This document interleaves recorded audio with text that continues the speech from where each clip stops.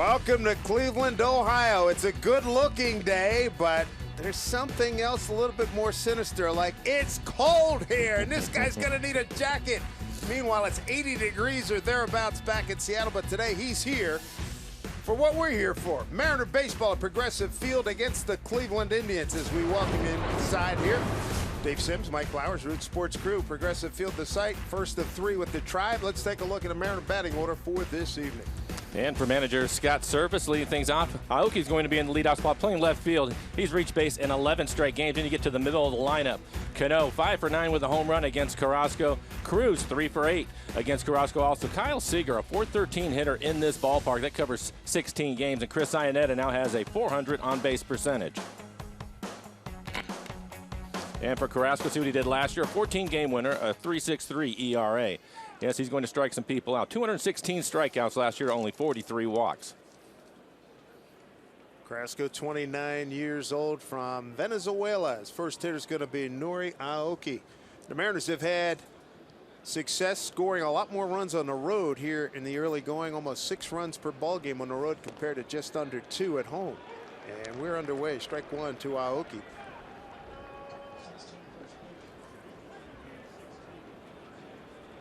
.52 degrees, but the wind at about 21 miles an hour. Down to 16 now. It was 21 about an hour ago as Aoki swings through. Mariners come in having won 2 out of 3 in New York. 3 games here, then 3 games in Anaheim. And then they'll be home for a short period of time. The Houston Astros and the world champion Kansas City Royals will pay a visit.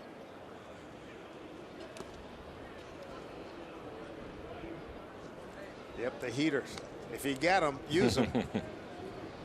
I tell you, the MVP is that tank. They're ready for a long night. Ryan Stiles, the equipment guy. He's the MVP tonight because you're probably going to see a lot of hooded sweatshirts and hoodies and all kinds of stuff going on here. As Aoki puts it in play, third baseman comes over. That's 1-year rebate of that ring and throws him out. Let's take a look at the American Family Insurance defensive setup for the Indians. A lot of speed in the outfield. The veteran Rajai Davis in center. He will get tested with the wind tonight. Francisco Lindor, the shortstop, an exciting young player. He's made 1 error this year. Napoli, you've known him with the Rangers and the Angels. Now he's here in Cleveland, and Yan Gomes will do the catching.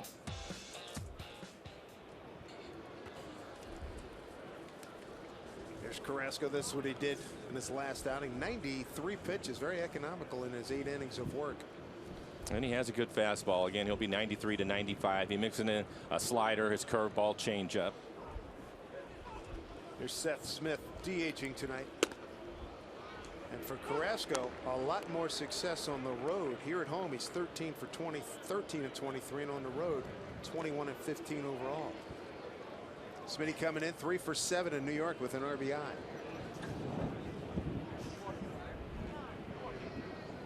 First time Seth is seeing Carrasco.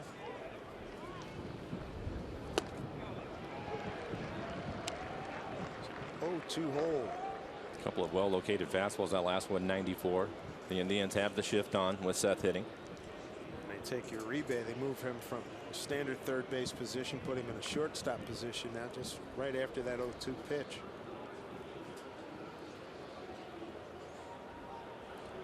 Pitch from Carrasco, misses outside. Alan Porter has balls and strikes today. John Tumpane is at first, Lance Barksdale at second, and crew chief Jeff Kellogg umpires at third.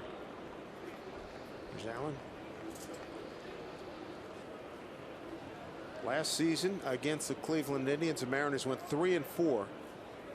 Won 2 out of 3 here at Progressive Field. Here's the 1-2. Taken for ball 2.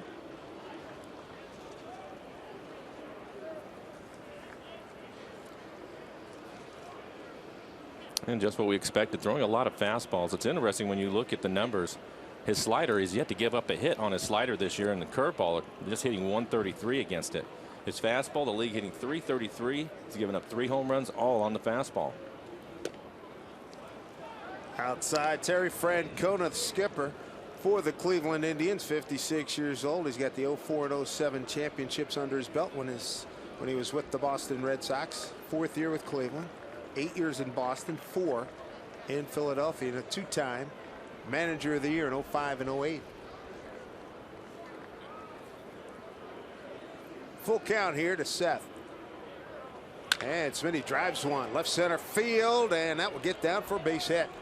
Rajai Davis will get it back in. First hit of the night for the Mariners. Picks up the base hit on the fastball. You can see where he's at ahead in the count. He'll use his fastball 33% of the count, even 58, and behind in the count 84%. So you're pretty sure you're going to get a fastball. He has a good one, and again, he can locate it. But Seth doing a nice job here in a 3-2 count on a fastball right off the outside corner, and he goes with it as he lines it in the left center field. Seth Smith, a .318 hitter coming in, continues the good work. As we mentioned, 3 for 7 in New York with an RBI. 1 out, 1 on for Robinson Cano. Got a 15-game road hitting streak dating back to last year. Looks at strike one. He's got good numbers against Carrasco at 5 for 9 with a home run.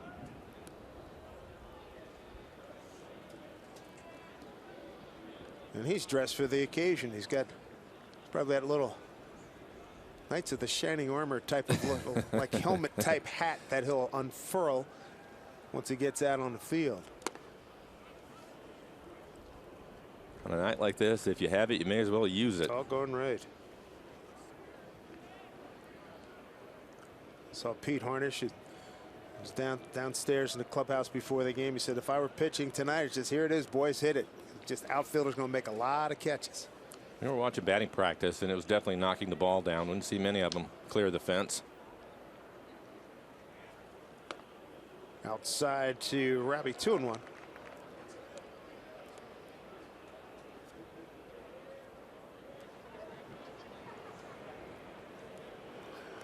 Scott Service using that pillar there to provide some protection.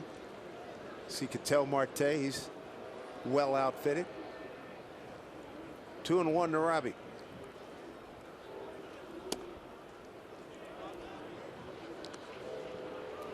Take a look at the outfield here, Mike. With the wind being what it is, they're not as deep as we would usually see them, in the American flag in right center field blowing straight in. You're right about that, and I suspect that we might even see him shorten up a little bit more as the game goes on.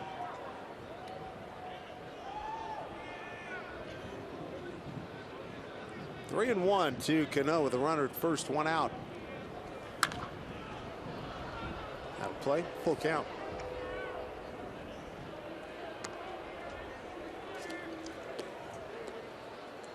On deck hitter Nelson Cruz. Cruz swinging the bat pretty well, 3-game hitting streak.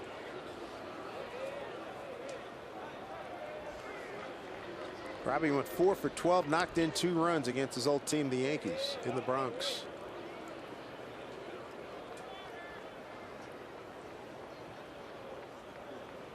Three and 2 here with Seth Smith at first. Smitty takes off, pitch, and it's ball 4.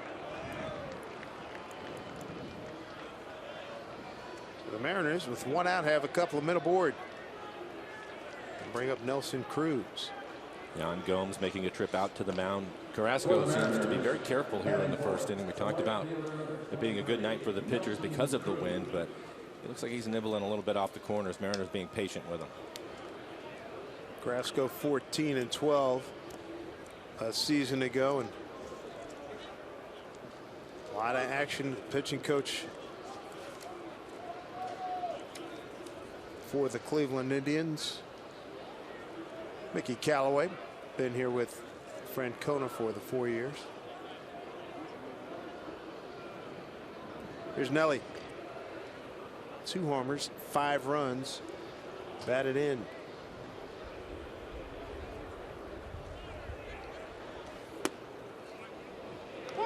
It's a low strike call there. Cruz didn't like that.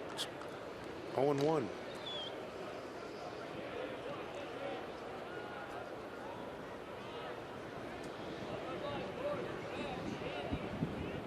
Runners at first and second for the Mariners, in the threatening early here in Cleveland.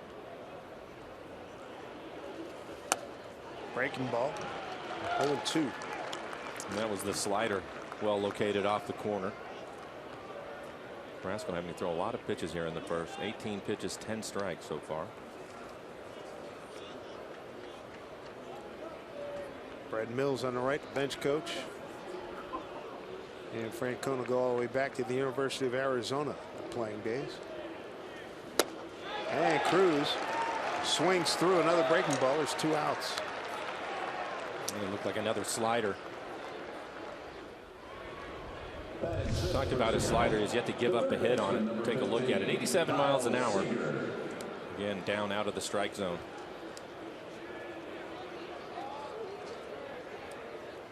Hitting with runners in scoring position. The Mariners start the game as a team hitting .214. The Indians .218. So both clubs struggling a little bit in that department. See what Kyle Seager can do. Bad road for him. 0 for 17. He said he hit some balls in practice, batting practice, that just got knocked down here at Progressive Field. Scott Service talking about him. Says he's a tinkerer with his batting stance, a la Cal Ripken Jr. Kyle said, yep, looking at tape, film all the time. I tinker with just about everything, but he's got outstanding numbers here in Cleveland, as he does down in Texas against the Rangers. A couple of men aboard for him. Count goes to 1-1. And as a player, he knows, he's aware of those numbers, so that has to give him some confidence coming into the ballpark today. They really need to get him going.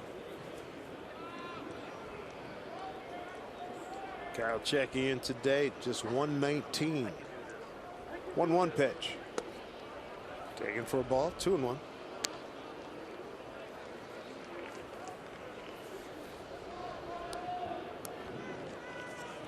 You can see Carrasco staying away and trying to get everything right around the knees. Alan Porter, the home plate umpire, hasn't consistently given him that strike yet. 2-1 with a couple of men aboard, 2 outs. Up the middle, Kipnis is there, goes short way, get the force, and the Mariners are turned away in the force. They strand 2. The Tribe will be coming to bat against Wade Miley when we return.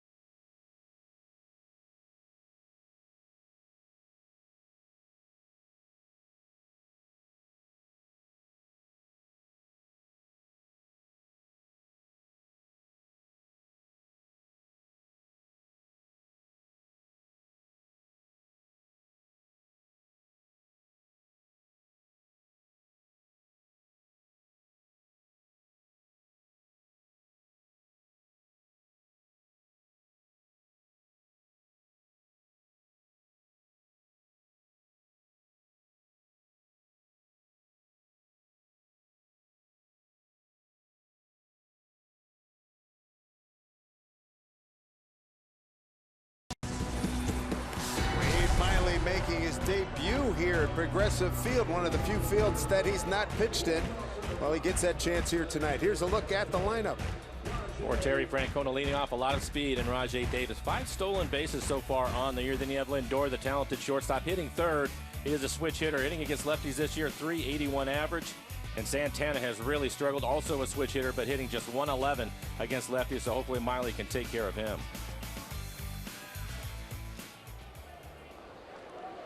Next big league ballpark to check off his list for Miley is Target Field in Minnesota.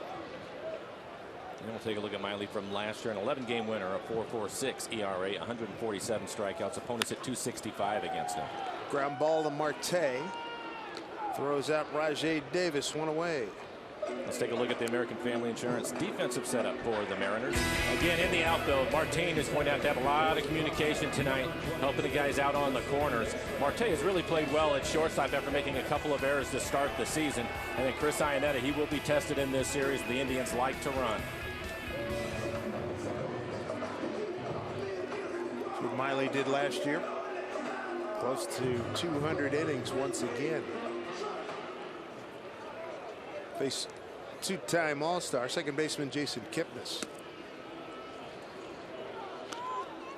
Kipnis in his 6th season with the Cleveland Indians. Miley, a very fast worker, as you know, and cold night, the boys will really appreciate that. And especially if he's throwing strikes. Defensively, the Mariners have the shift on with Kipnis hitting.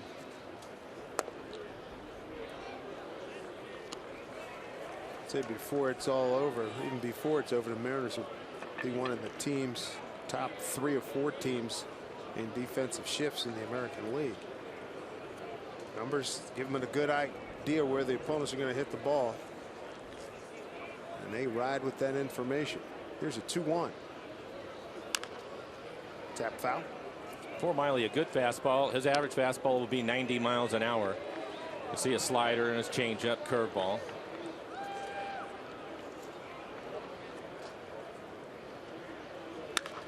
Back up the middle. Cano. Take that to Marte, and they get him. That's a heck of a play. Marte ranging over behind the bag. Kipnis can't believe it. Dug out by Adam Lind. Here's another look. I think if he would have been able to get it there on one hop, had a chance to get him, but this will bounce a couple of times, and that second bounce kind of slowed it up a little bit. John Tumpain is the first base umpire, and they're going to go. Take a look at it. I bet.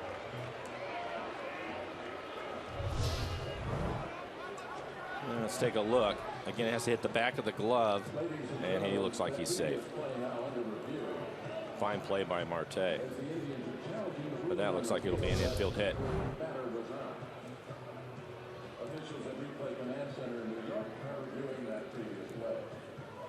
Good range by Marte.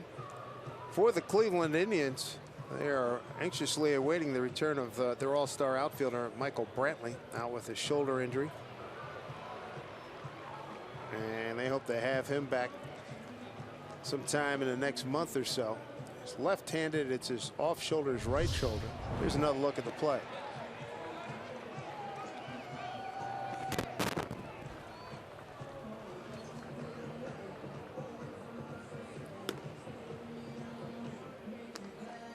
He's in there. It'll be an infield hit. And looking at that for Kipnis, just his front toe touching the front edge of the base. I'm surprised that he didn't trip himself up.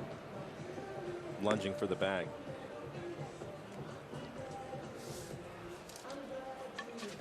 Miley staying warm. Easier said than done on a night like this. 51 degrees right now.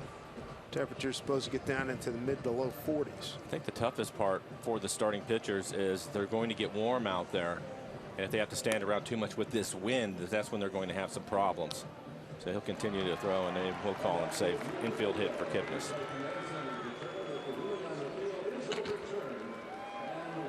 So the call's overturned. One out base runner for Cleveland. Only took him 1:39 seconds on the review. And that's going to bring up Francisco Lindor. Outstanding young shortstop for the Cleveland Indians. Carlos Baerga, who had some great years here with Cleveland, said that Lindor is the closest thing to Robbie Alomar they've had here now. Obviously, Robbie was the second baseman, but in terms of athleticism and range and hitting ability, so this kid's right there. Both of them switch hitters so far this year. Hitting right-handed has been a strength for Lindor. Again, against lefties, hitting .381. Hit hard, left center field. Martin will cut it off and get it back in as Kipnis will hold it second.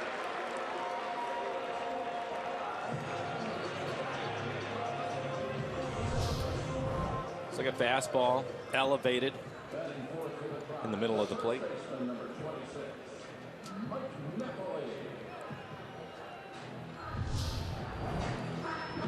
Lindor finishing second to Correa. Shortstop down at Houston. Rookie of the year. First round pick back in 2011, 8th overall. Now they bring up the veteran Mike Napoli in his 11th big league season. Boston and Texas, where he swung the bat last year. There's a strike. Mike's also been with the Angels, the Red Sox, part of the Red Sox 2013 World Championship team. Here's a slow grounder. Seager will step on third, throw across. Nice dig by Lynn. They get the double play. And Miley and the Mariners are out of trouble here in the first inning. Take another look. Just what Cal Seager and the Mariners are hoping for right here. Took him right to the bag, throw it over. Lynn digs it out. The Mariners are out of trouble.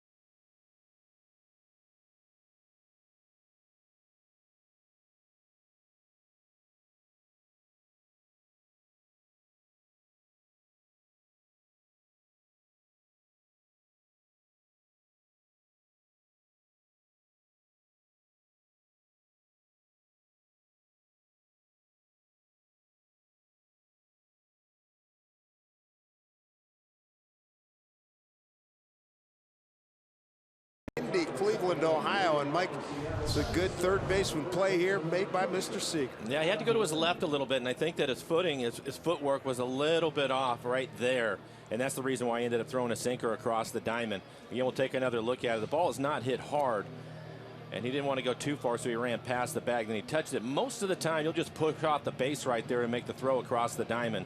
But Kyle obviously wasn't comfortable with that, and a fine pick by Lind over at first.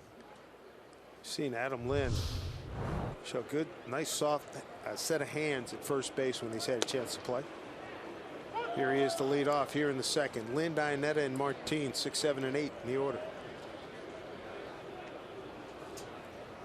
Looking at that play for Lind today during batting practice, Lee was over at first getting his work in, and I was really having a good time. This ball go out to the shortstop. Lindor takes a hit away from him, but I really liked Manny Acta. He had a fungo bat out by second base, and he was hitting short hops on a line to Lee over at first, keeping his foot on the bag and getting used to the same thing, the hands that you're talking about, Dave. It was really nice to watch that practice. Probably went on for about 10 minutes. There's Manny, third base coach for the Mariners.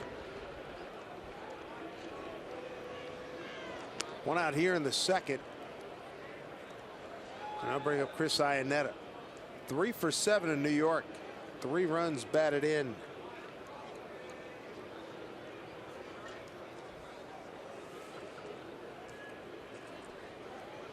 Yeah, it's really been a boon to the catching situation for the Mariners. It was on Friday night, a 7-1 Mariner win. He went 3 for 3, 3 runs batted in, a run scored, hit a 2-run homer in the 5th inning. Got a line drive home run off of Luis Severino into the left field stands at Yankee Stadium. Lines this one into the gap, and it hangs up there for Marlon Byrd, the veteran, to run it down. This season, for every Mariners hit, Fred Hutch will receive a donation for Mariners Care and the Kyle Seager vs. Cancer Foundation. Hits for Hutch is our way of supporting the life-saving research taking place at Seattle's own Fred Hutchinson Cancer Research Center. quick 2 outs. Brings up Leonys Martin.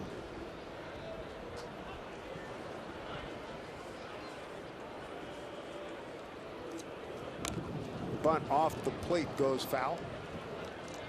Martin with a home run leading off the 5th inning on Friday night's game.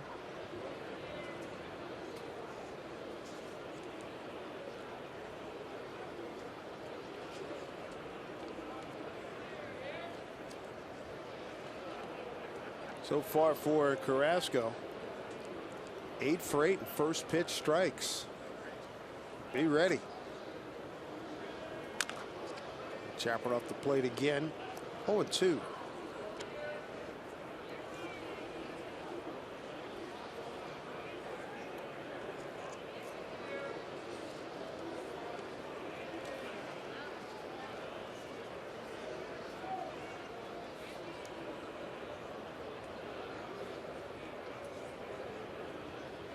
Carrasco ready with the 0-2. Fly ball left field. In his tracks Bird. And Carrasco breezes 1-2-3 in the second. When we come back, Wade Miley will face Carlos Santana, Yan Gomes, and Marlon Byrd.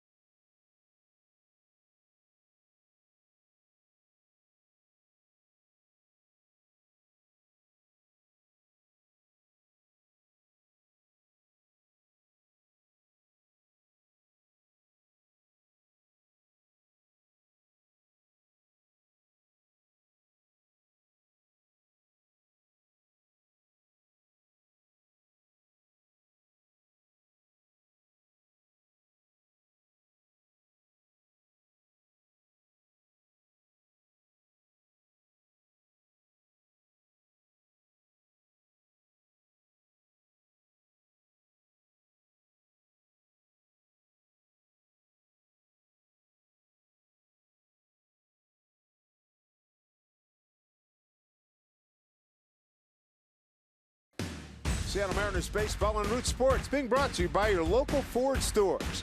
By Safeco Insurance, find a local agent at safeco.com. By T-Mobile, get major league coverage. T-Mobile has doubled its 4G LTE in the last year.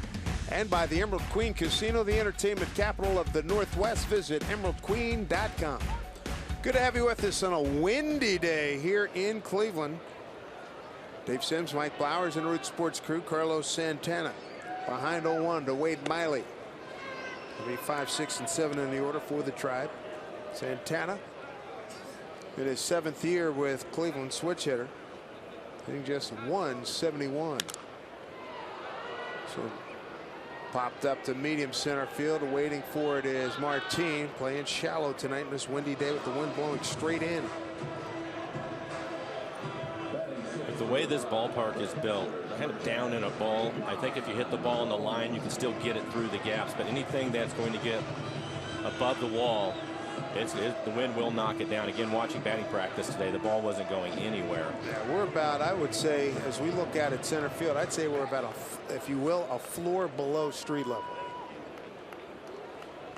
Here's Yan Gomes, the catcher.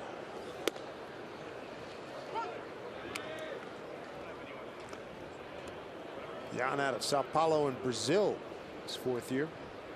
And you can see what he's done in his career against the Mariners. 290 with 6 home runs.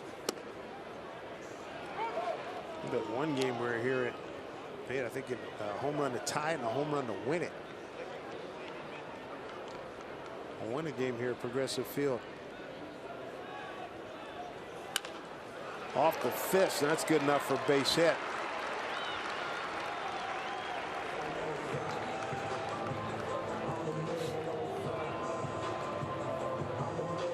One out base runner brings up veteran Marlon Byrd. Take a look at it. Set up inside, probably going with a cutter, and it was able to jam him. He breaks his bat, but inside out swing. Just fights it off into right. Here's Marlon Byrd, late signee in spring training, been around.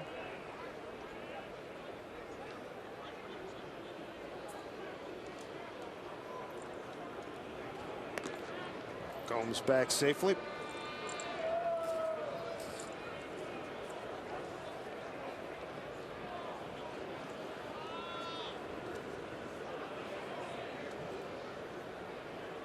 Jody Miley last year, 193.2 innings that he threw last year for Boston. 2 previous years he went over 200 innings. The Mariners would like that kind of productivity again. That kind of durability.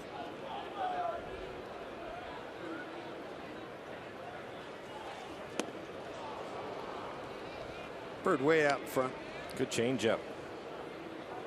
Not much of a lead for Gomes over at first, but I think Wade Miley just wants to show the Indians that he's going to pay attention. They are 3rd in the league in stolen bases.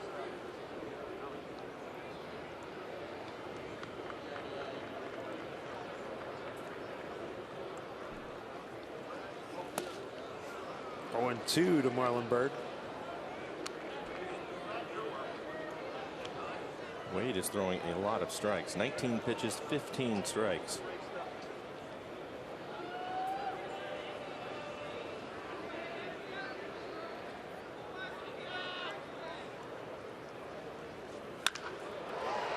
Solid smash, right center field. Martine's there. Gomes will hold at second.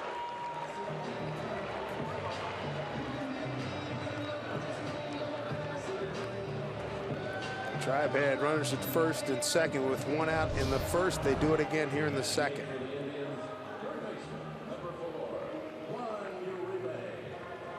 Slider on the outer third, 85 miles an hour.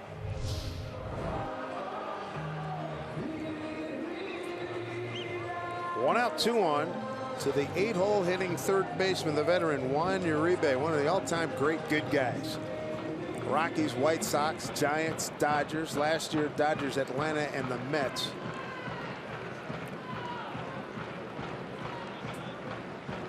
But he has been a positive influence everywhere he's been in his career. He's 37 years old right now. Played 3 times, maybe 2, 3, 4 times a week. Turn up some good numbers for you. John Adams is in the house. You can hear him banging the drum. Through the hole. And he'll get a stop sign as Aoki was playing in short left field. Gomes will stop at third, so the bases are loaded. So 3 consecutive singles, 1 to right, center, and left. Loaded them up. And for Wade Miley, there has been some bad luck. They're really not hitting the ball that hard. This looks like it's off the end of the bat as it finds a hole through the left side.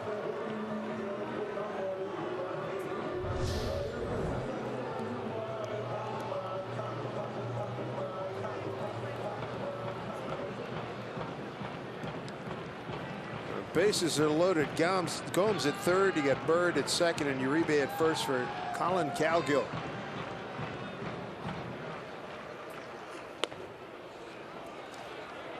Ball 1 to the Indians right fielder. With the Angels parts of the last 3 seasons. Prior to that, the Mets in Arizona.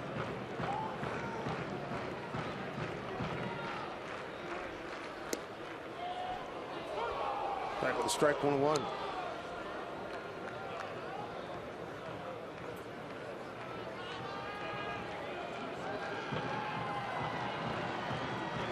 A little uprising here from the Indians as Miley steps off for a moment. Mariners got out of the first with a double play there.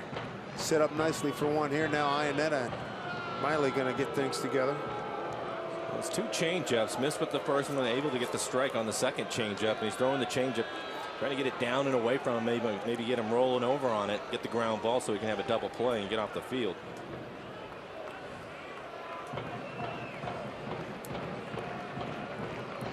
Needs a big pitch here. 1-1. Ball 2.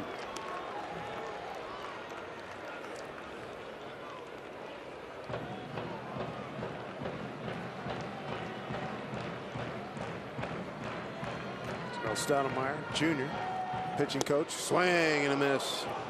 2-2. Take a look at the swing on another changeup. 4 changeups in a row. You can see him reaching for it. That's the type of swing Miley wants him to have. So if he puts it in play, it's a ground ball. High fly ball down the line. It's going foul.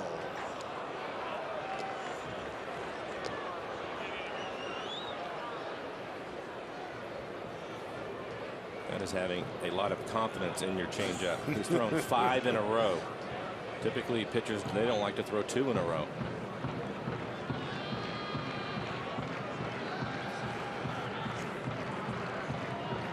Big pitch. 2-2. Ground ball. Seager. There's one. There's Cano. There's a double play. Back-to-back innings. Kyle Seager starting double plays, and that was critical with 1 out and the bases juiced. They go around the horn. Keep this a scoreless ball game.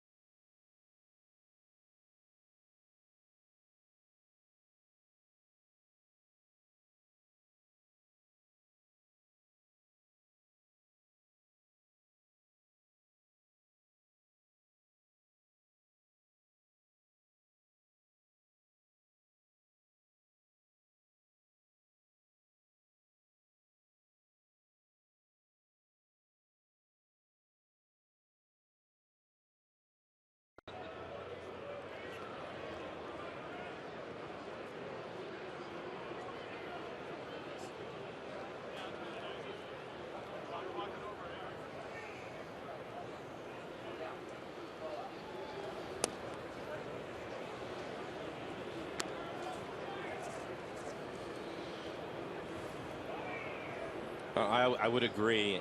I think if you look, first of all, with Iannetta, we've talked about it with him in the past. He's been a high on base percentage guy, especially for a catcher. Last year he had some struggles.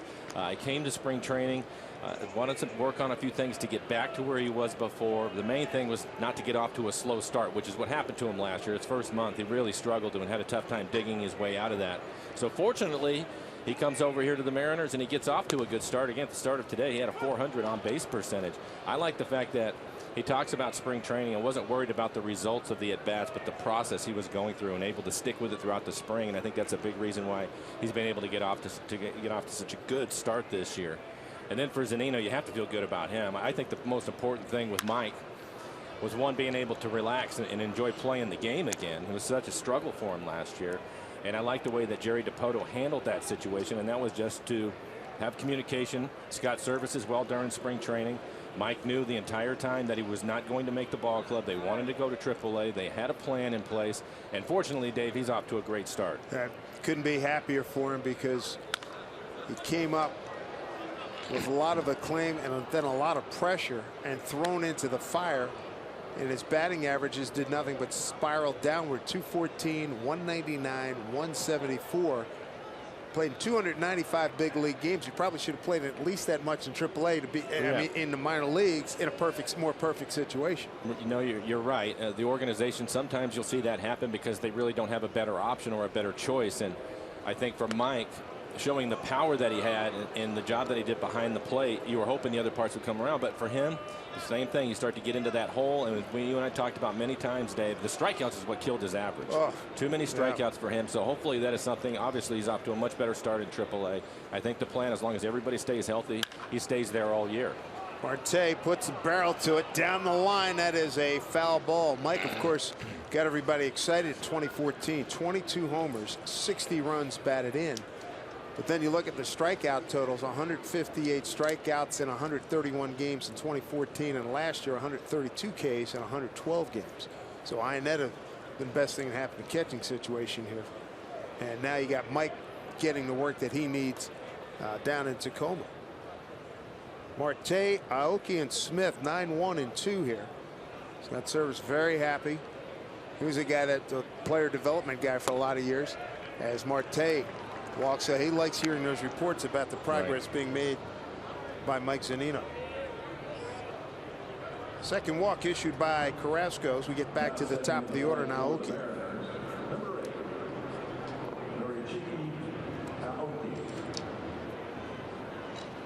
Aoki grounded out the third, open up the ball game. Uribe, the third baseman, playing in on the grass, trying to take the bunt away from him.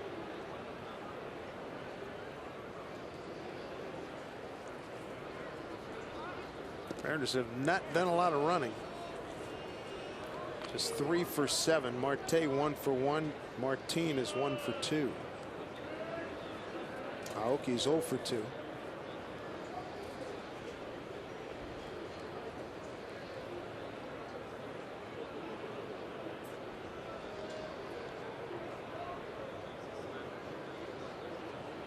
Long hold by Carrasco.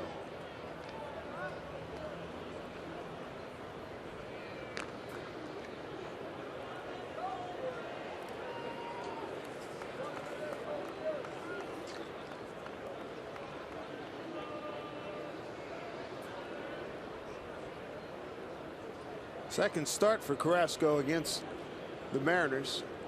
April 8th of 2011 at Safeco Field. Got a win in a 12-3 Indians victory.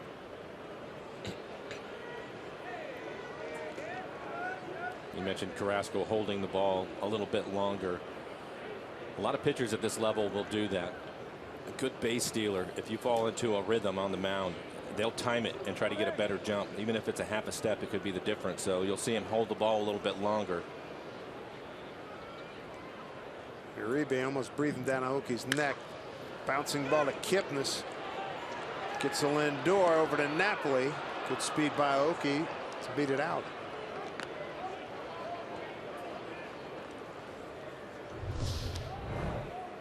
See Kipnis, he started to come in on it, had to give up some ground, and that was the difference. That's the reason why they weren't able to turn it. Brings up Seth Smith. Worked the count full in the first inning and then singled to center.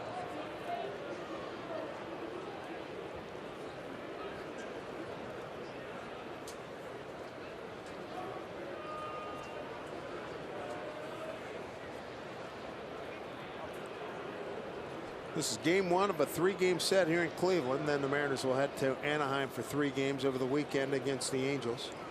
Angels at 6 and 7, tied with Oakland for second place in the West, behind 7 and 6 Texas.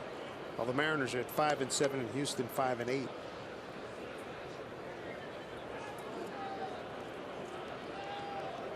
And the Indians in the shift right now. Davis, a center fielder, shading towards left center.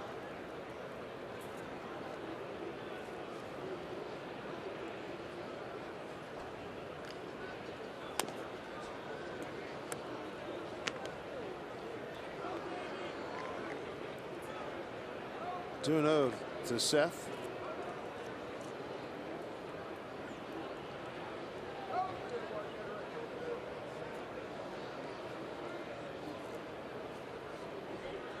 Good count for Seth. We got Robinson Cano, Nelson Cruz waiting their turns.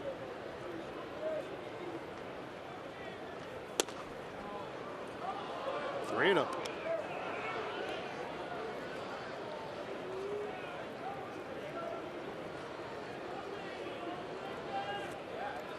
There's Robbie. Walked his first time up. Carrasco went full count on Smitty in the first inning. Gave up a base hit. Went full count to Cano and walked him. Got Cruz on 3 pitches.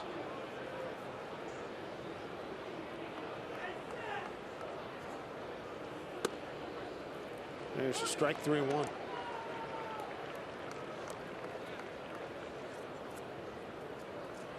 Left-handers hitting against Carrasco entering today at 261. Right-handers at 192.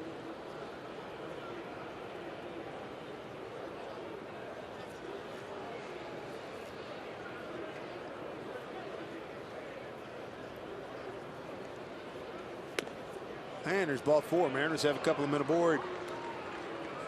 Third walk by Carrasco.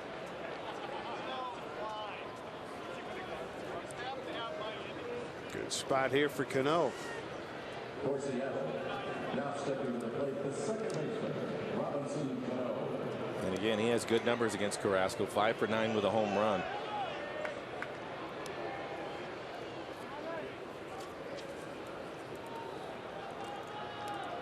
Robbie likes swinging it here at Progressive Field. A .326 batting average over the course of his career. 14 homers. 47 runs batted in against the Tribe. 5 of those home runs here.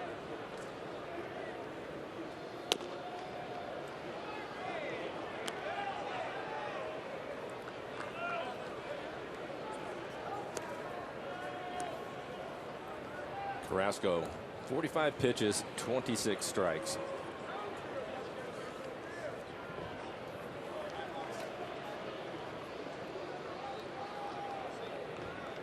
Here's the 1-0. 1 out, 2 on. Count going to 2-0. Mariners have been patient today, and I think that's a good idea. When you look at the Indians, one of the places that they've really struggled has been out in their bullpen. They have a .497 ERA. That's 14th in the American League. So you'd like to get Carrasco's pitch count up and try to take advantage of that.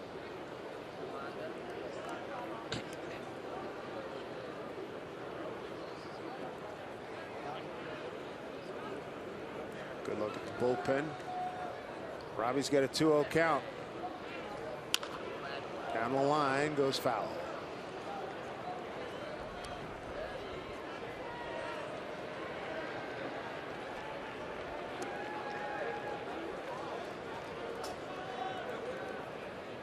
Not that many people here at the ballpark tonight braving this.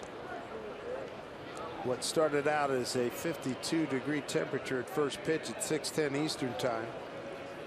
This was a Browns game, you wouldn't think anything of it.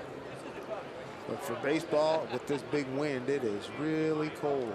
2-1.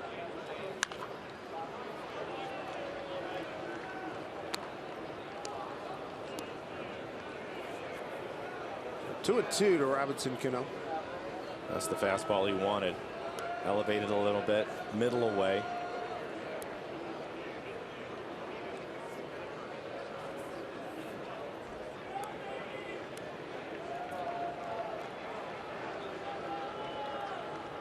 Time for Cano to hit a home run against somebody other than the Texas Rangers. He's got 5, 4 down in Texas, 1 at Safeco. Hit it hard. Napoli goes to Lindor, the pitcher late covering, and Cano beats him there. And I think he stepped on him. Both of them limping a little bit. I think Cano stepped on him when he put his foot right in the middle of the bag. There was nothing that Robbie could do about it.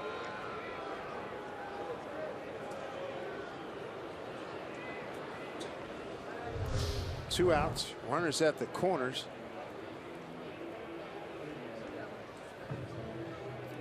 Might have been the other way around.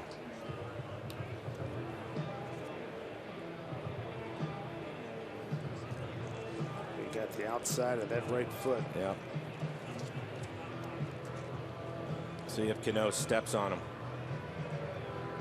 Maybe the other way around. Yep. Ooh, there's roll. There's your roll. Yeah. Carrasco stepped on Cano. Let him throw a few. And everything's worse on a chilly night, right? It is.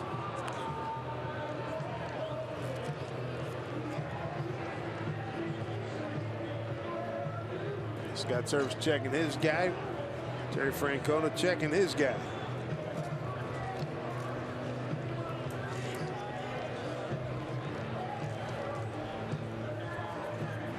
And I don't know if Cano has tape on his ankle, but if he doesn't, when he comes in off the field, they will tape him up, I'm sure.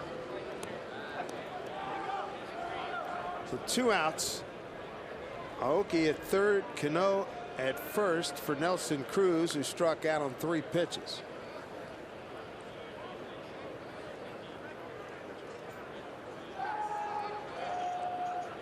Now he's got a 3-game hitting streak working. He went after him with his slider. Both the sliders were down off the plate. Was able to get him to chase it.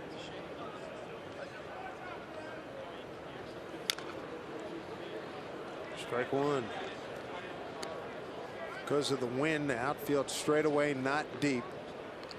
And you got the second baseman Kipnis shading towards the bag up the middle. Wind blowing in. American flag in right center field, blowing almost towards right at us behind home plate. 0-2.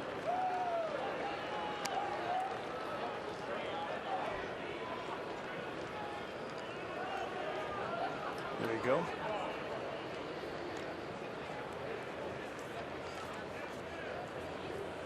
Oh, and 2 count for the second time for Nelson Cruz.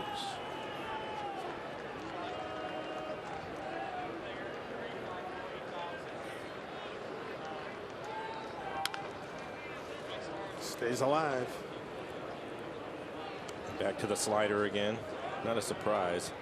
When you look at his slider, he has a good one. He's not giving up a hit on his slider.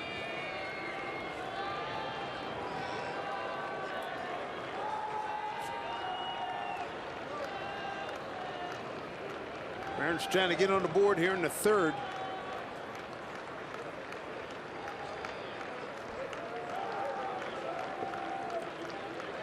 Oh, 2 pitch. Struck him out. Throw it down to first. That'll do it. Couple of Ks for Nelson Cruz. 3rd inning done for the Mariners. No score here in Cleveland.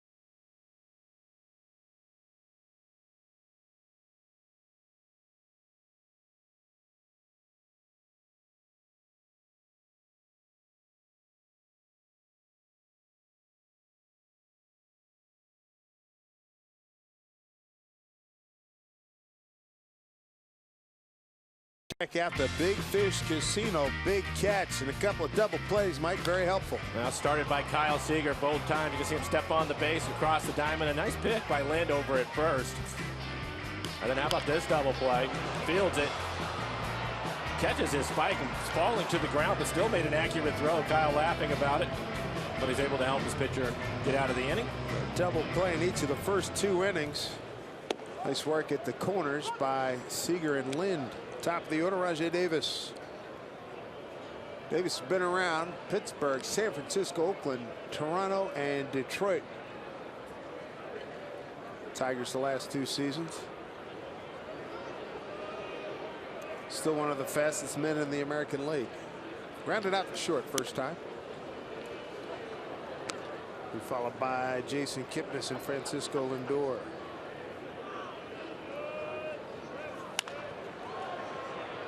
Down the line, hooking foul.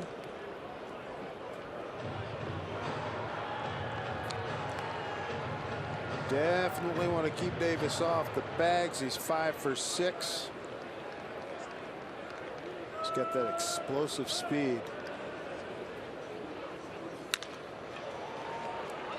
Staying with it is Marte. Knows he has the gun and saved. That's how explosive that speed is from Rajai Davis.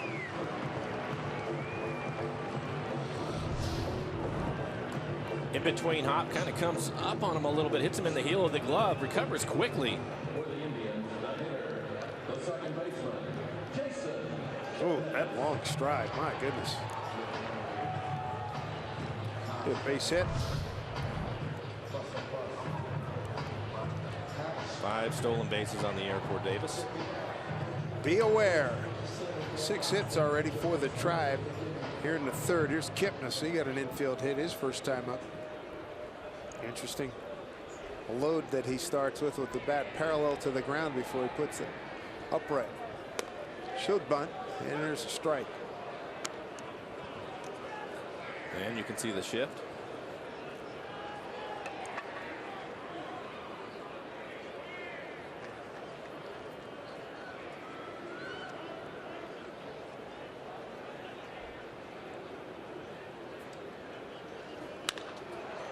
Waiting right there for it. Talk about a tailor-made double play. Gotta love it. 3 innings and 3 double plays.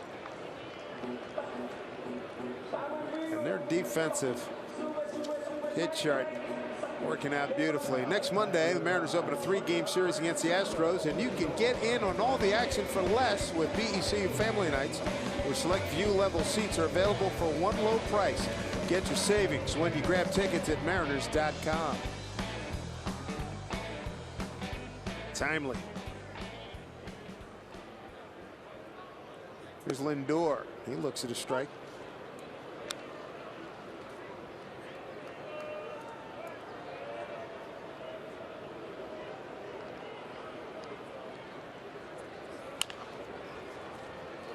That's a foul ball.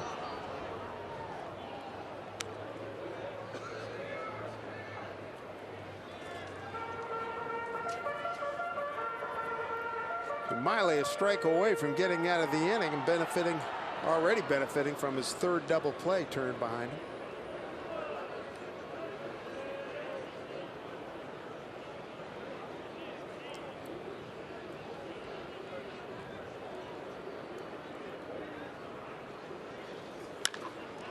Hit well right field. Long run. Cruz not going to get it into the corner. Lindor can run, and he will shut it down right there with a double with 2 outs.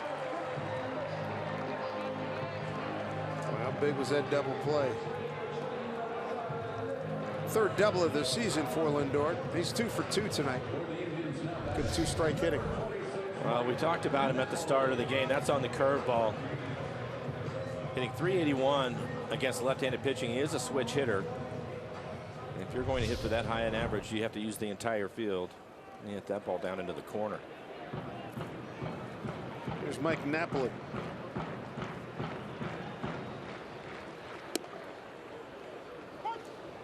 Strike 1 to Mike.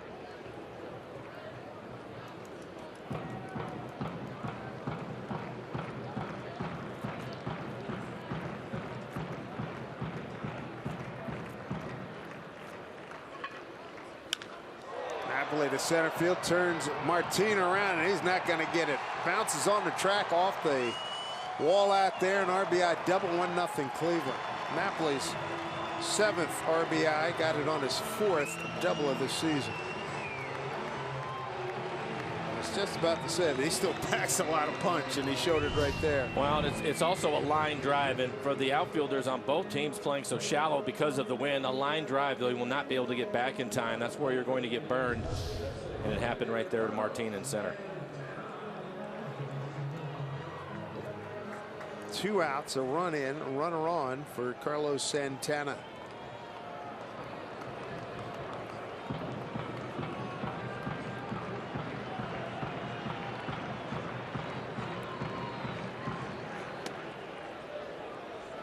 Ball 1, Santana.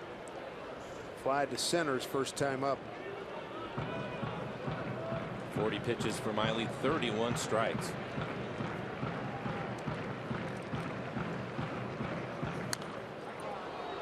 Back up this way. 1-1.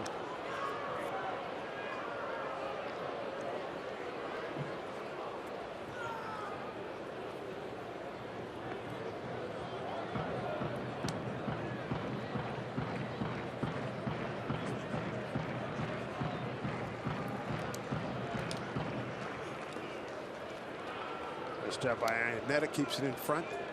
2-1.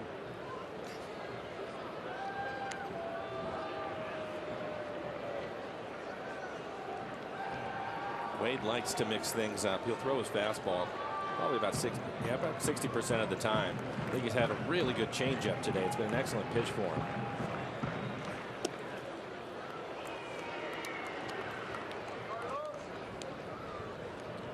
He's behind here, 3-1.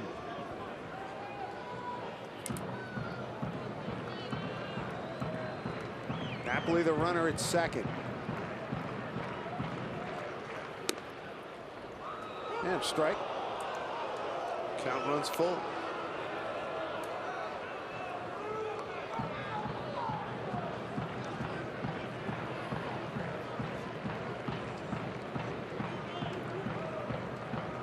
John Adams has been coming here for many years, banging a drum out just below the video board, left center field. There's John. 3-2 pitch from Miley with 2 outs.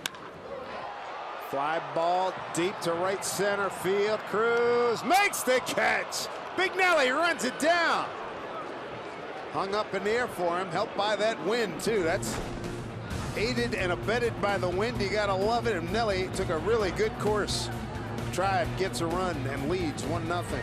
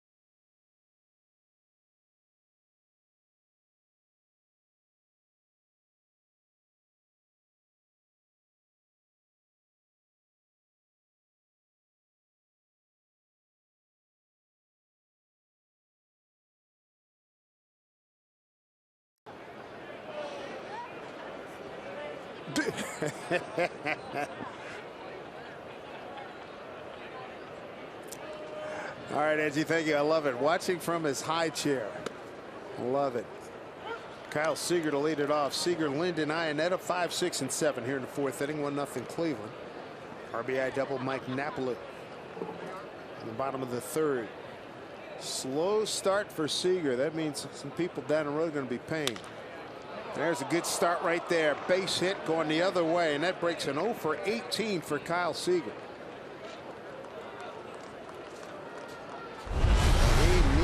That. Take a look at the new mini clubman, and here's a report on Carlos Carrasco, and the away numbers are far superior to the home numbers. A bit surprising. Yeah, I mean that is really a huge split, isn't it? It's our Let's Motor player profile of Indian starter Carlos Carrasco. I think he'd be a little more comfortable on his home mound. Yeah, right. Yeah.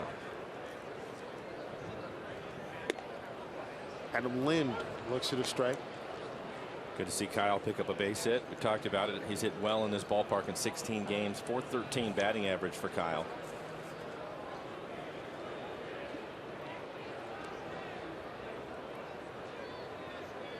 You've Lind the entire left side of the infield, and he goes straight away center field. Wind knocking that one down. Rajay Davis was ready to go back, and wall of wind pretty much knocked it down.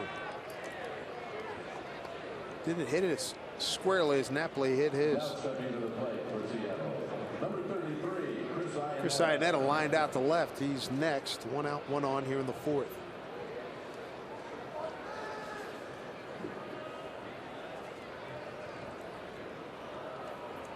Mariners looking forward to being home next week.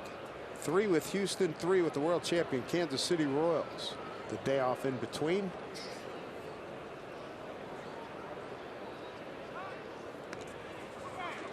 Back safely with the dive is Seager. Next 2 games here in Cleveland. Taijuan Walker against Danny Salazar. And a getaway day game scheduled for Thursday. Carnes against Anderson, Cody Anderson, but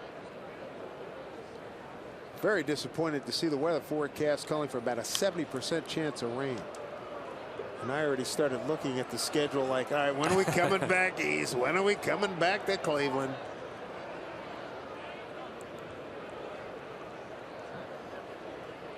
And there is a break at the end of July. We have a day off before Pittsburgh and a day after Pittsburgh. We play a 2-game set. Tuesday, Wednesday. So I just got to take a look at the Cleveland schedule. High fly ball into the corner. Bird is there. Make the catch. And there's 2 away. The Mariners host the Houston Astros Tuesday, April 26th at 7:10. And after the game, 5,000 fans going to take home a bag of potting soil courtesy of Cedar Grove. Visit a Mariners team store or Mariners.com for tickets.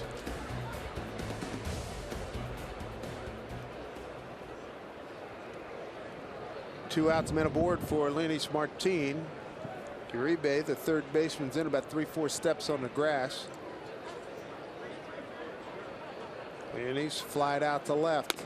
To the pitch outside, ball 1. Martin in his first at bat tried to bunt.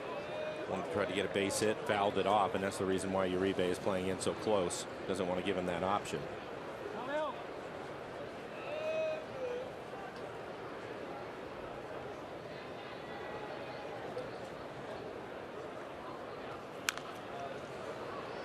One.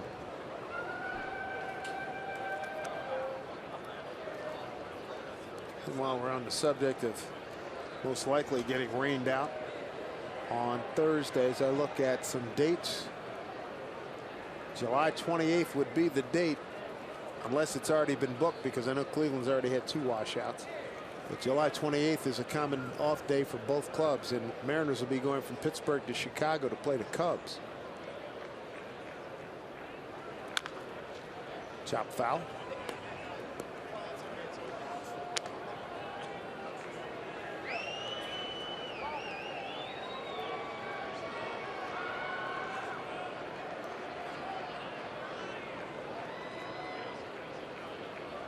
Ken Griffey Jr. will be going into the National Baseball Hall of Fame and Museum on the 24th of July. That's the Sunday prior.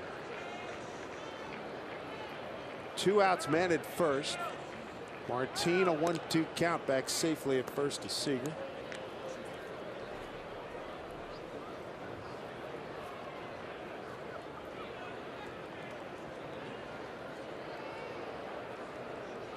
Got some Mariner fans here in the house.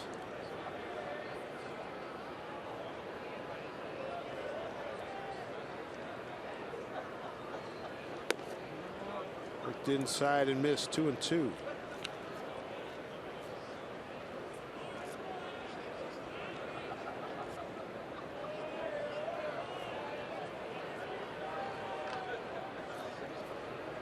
Progressive Field, formerly known as Jacobs Field when it opened.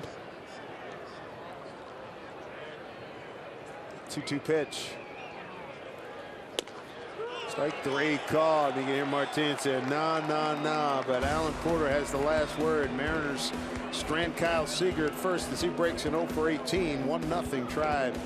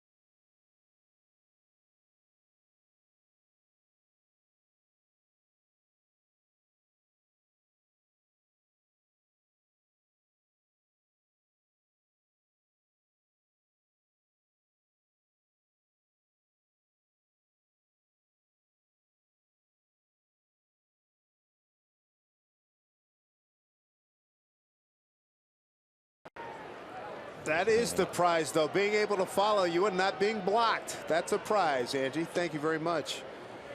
As Yan Gomes leads off, single to right, his first time up. 1-0 lead on a Mike Napoli third inning RBI double to straightaway center field. Scored Francisco Lindor, who had doubled right before him. And for Miley, he's had good command of his fastball today. I think his changeup has been his best off-speed pitch. He has used his curveball and slider. See 47 pitches for him, 36 strikes. Cano playing right up the middle against Gomes. A swing and a miss, strikeout for Wade. It's his first of the ball game. Take a look at our CenturyLink What's Next. Game 2 of this series here in Cleveland. Taijuan Walker make his third start. He'll take on Danny Salazar. Salazar, what a good-looking pitcher he is. He went 14-10 last year with a 2.45, with a 3.45 ERA.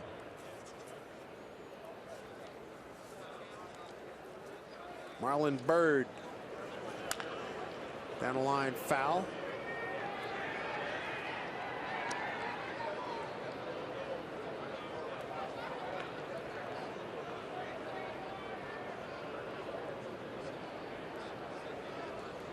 Souvenir for that youngster. Outside, to Marlon Byrd.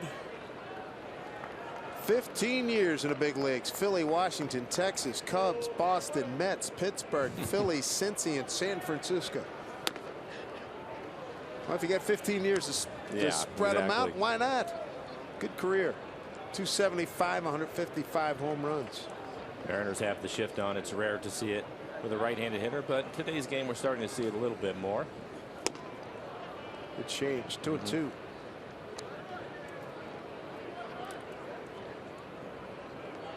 That means Mr. Byrd has a lot of luggage tags.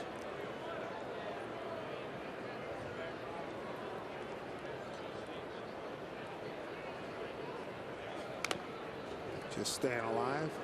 Remember Marlon when he was breaking in with the Phillies, and I was doing the Sunday Phillies pregame show in 102. Man, oh man, yo, my man, what's up? Still going. Yep.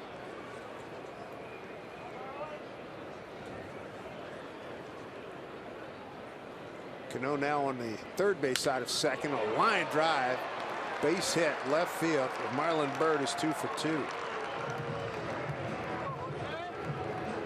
And the Indians have had a base runner in all 4 innings. It's 9 hits. And we'll take a look at it. Well located pitch. I think you have to give Marlon some credit for that base hit. Let's see if the other trend continues. If Miley can get another double play. He's had a double play in each of the first 3 innings. Time called.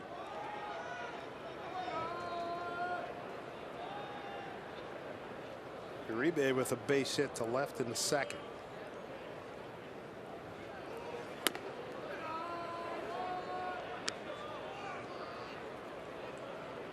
A run on 9 hits for the Indians. No errors, 4 left. No runs, 2 hits for the Mariners. They've left 5.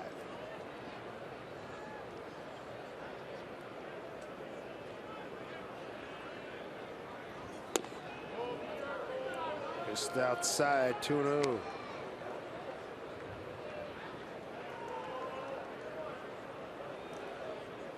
Third start of the season for Miley.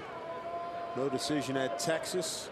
Saw Texas again 6 days later on April 12th and took the loss. And he's behind here 3-0. One of the things that we have talked about is how quickly he likes to work. And I think in the game today, when he's had base runners, he has slowed down a little bit. It's something I talked to Mel Stottlemyre about, and that's what he wanted to see so that he could stay away from the big innings. Uribe green lighted at 3-0.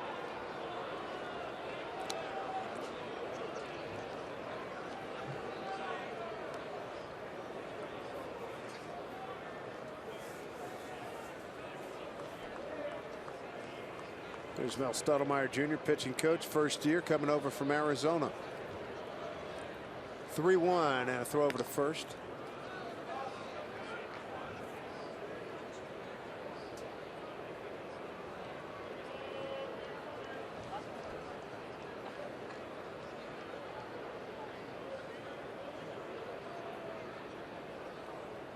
Three-one pitch. Foul ball, full count.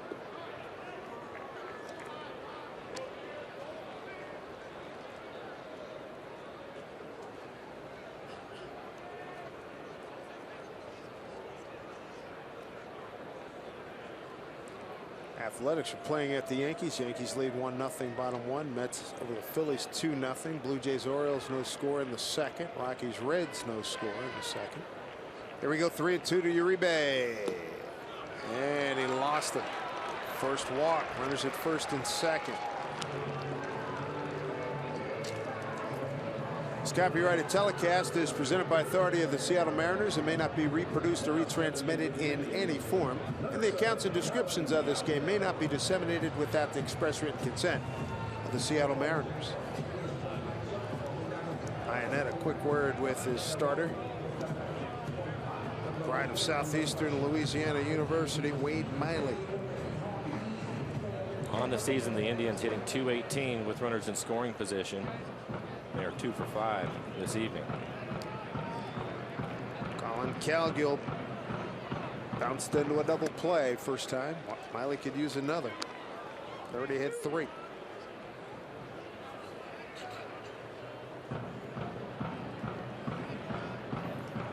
Playing him straight up.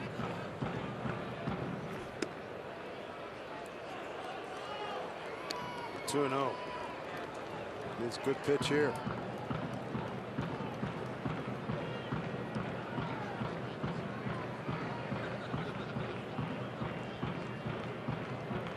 Miley behind in the count. 2-0. Make it 3-0. Back-to-back 3-ball counts here. On deck, leadoff man Rajai Davis, who has an infield hit, 1 for 2. See the concern on the face of Mel Stottlemyre Jr. And ball 4. They are loaded. Back-to-back walks. And Mel Stottlemyre out of the dugout. And this is the bottom of the order. Well, now he's getting back to the top of the lineup, and it makes it difficult because Davis is going to be the hitter, and as we've already seen, he can really get down the line. So to try to turn a double play is going to be difficult. He's basically going to have to hit the ball hard right at one of the infielders.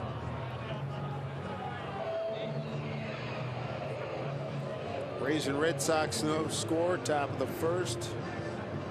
Nationals and Marlins just underway. American League West, Astros at the Rangers. Will be starting in about 35 minutes. Feldman against Holland in that one. Feldman, a former Ranger. Angels at the White Sox, Cubs, Cardinals, Pirates, Padres, Diamondbacks, Giants, all later. Bases loaded, just 1 out. Marlon Byrd at third, Juan Uribe at second, and Colin Cowgill at first.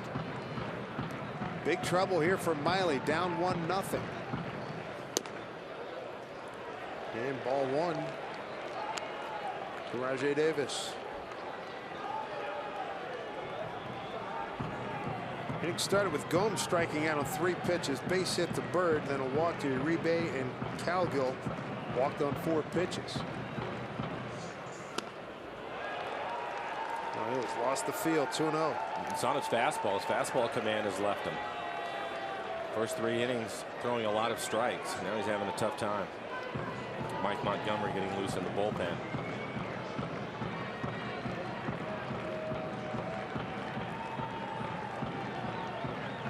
Two 2-0 pitch. Swing and a miss.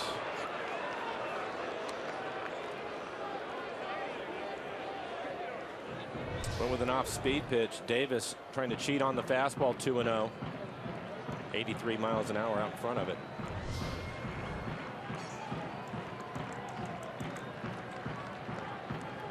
Need an atom ball right at the shortstop. Nope. 3-1. Critical pitch coming up here. On deck, Jason Kipnis, 1 for 2.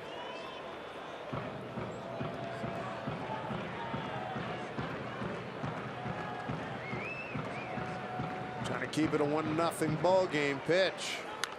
Hit the other way. Full count.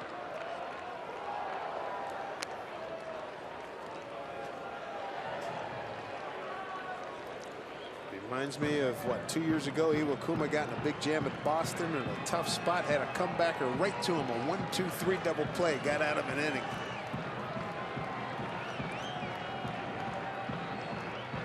Three-two pitch from Miley. Foul ball. Another off-speed pitch. You can see him shaking his hand. I can tell you, on a cold night like it is with the wind blowing, everybody just assumes if you get jammed, that's where you're really going to hurt. No, it's the one you hit off the end of the bat. That's the one that you can really feel in your fingers, and sometimes it'll stay with you for 2 or 3 innings. There we go. Do it again. 3-2. Bases loaded. 1 out. Pitch. Walked him. 3 consecutive walks. 2-0 lead for the Tribe and RBI. For Davis, that'll be his 3rd. Scoring on the play, Marlon Byrd. Everybody else moves up. Uribe to 3rd, Cowgill to 2nd. Felix walking a run. back in the opener, season opener.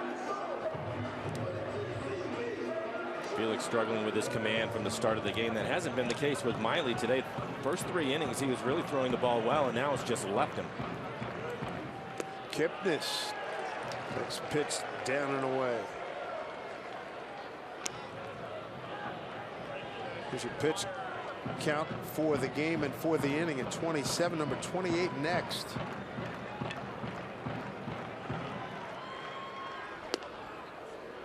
There's a strike.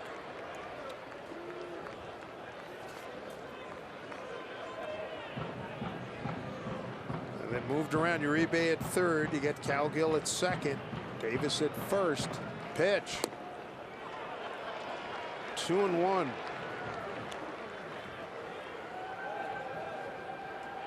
Just one hit in the inning.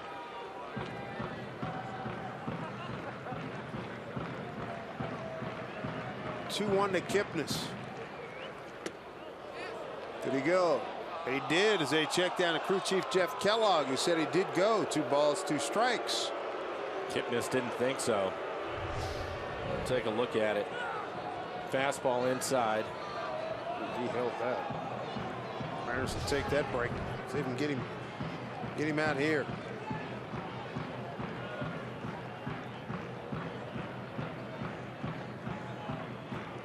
Big pitch at 2-2. Struck him out. Boy, did he need that. 2 outs here in the 4th. Base is still loaded. Second strikeout of the ball game and of the inning. 93-mile-an-hour fastball up out of the strike zone and gets him to chase it.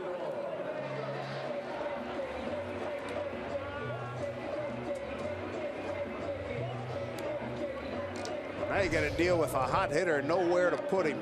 Francisco Lindor single, a hard hit single to center, and a double to right. And that was on an 0-2 pitch.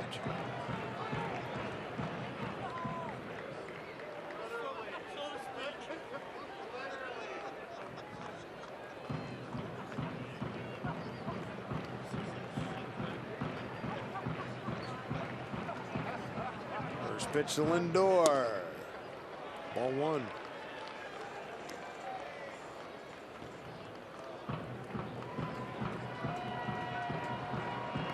A lot of pitches for 4 innings.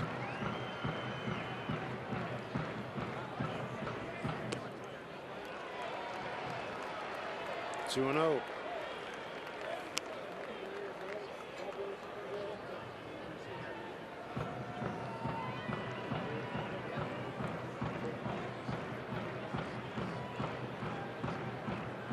Two-0 pitch. Lindor looks at a strike. Mike Montgomery at the ready.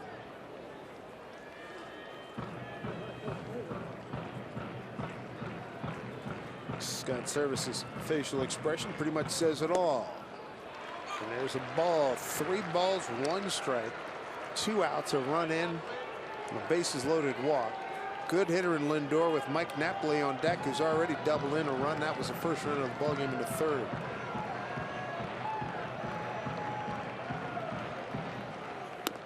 Oh boy, walked him in. Good grief. On the fastball again. 4 walks in the inning. Oh my goodness. Iannetta makes another trip out to the mound. And that's going to be at Scott Service on his way Seen enough. out of the dugout. And seen enough. 2 runs walked in here in the 4th. 3-0 lead for the Indians. Mike Montgomery will take over.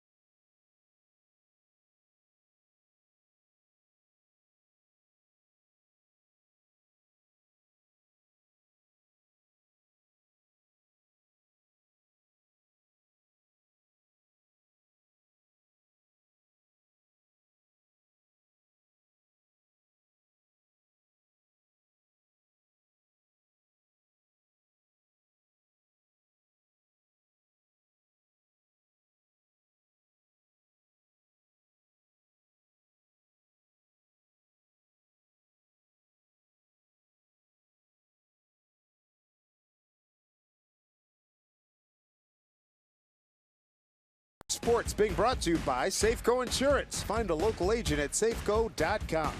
By BNSF Railway, sponsor of the BNSF Blast.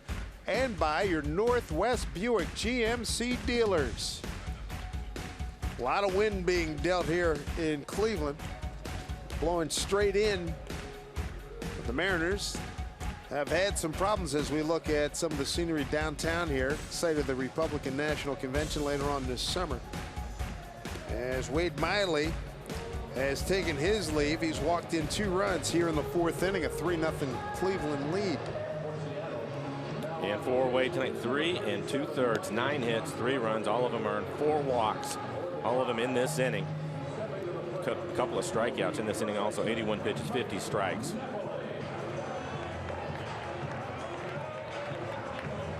Three innings and he was really cruising, had great command, and it just left him here in the 4th. Mike Montgomery is going to take over for the Mariners. This will be his 5th appearance. ERA right at 6 in 6 innings. He has 6 strikeouts. Opponent's hitting .261 against him. Good fastball, 94, 95 miles an hour with a curveball and occasional changeup. Napoli 1 for 2 against Mike Montgomery. Man, does Mike need an out? Off-speed pitch, ball 1. Napoli, the 8th man to the plate here in the 4th inning.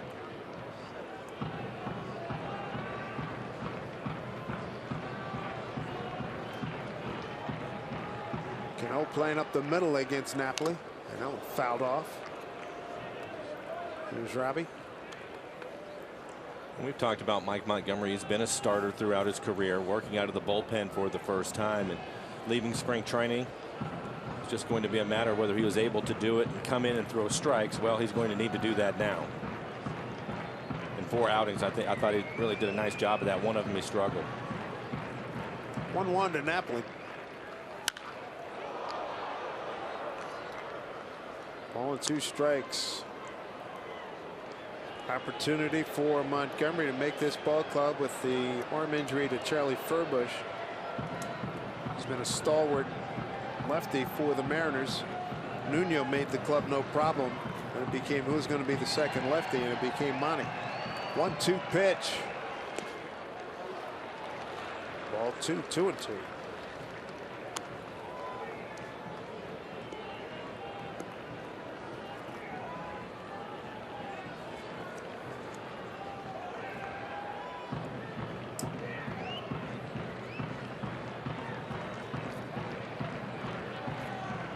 Two pitch to Napoli, and the count has run full. On deck, Carlos Santana. He took Cruz to the track in right center field his last time up. He's 0 for 2.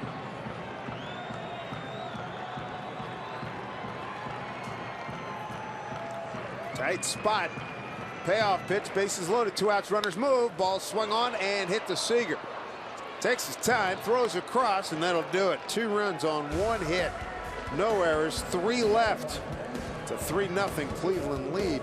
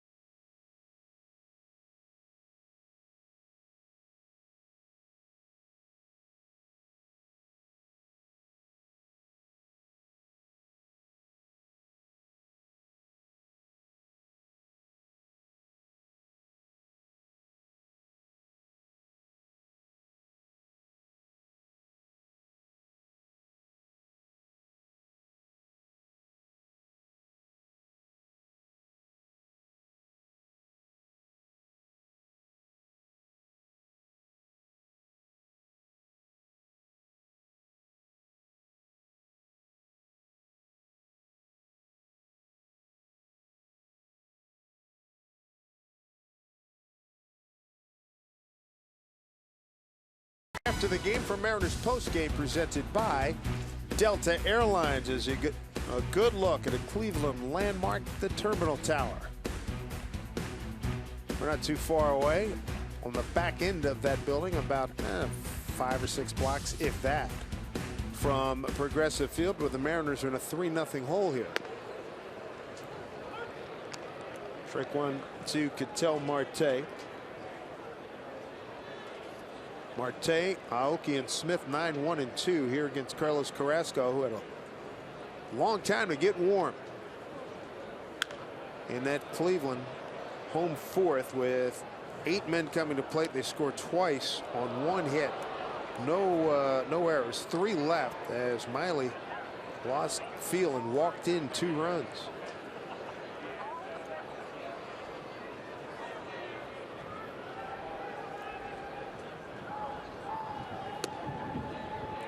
And now that he has a 3-0 lead, I wonder if he'll be more aggressive with his fastball. He's been trying to nibble off the edges with his fastball today. He's had a pretty good slider.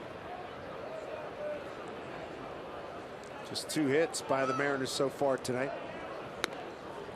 First inning single by Seth Smith. A leadoff single in the 4th by Kyle Seager that broke an 0 for 18.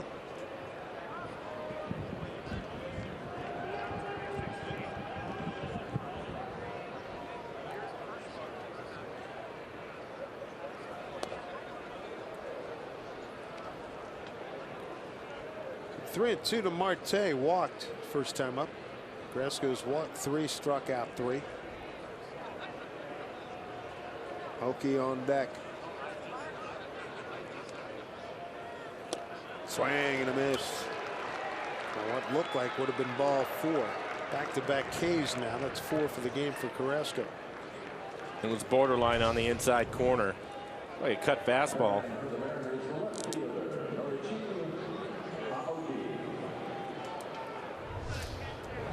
We'll bring up Nori. Ground out the 3rd, reached on a fielder's choice, 0 for 2.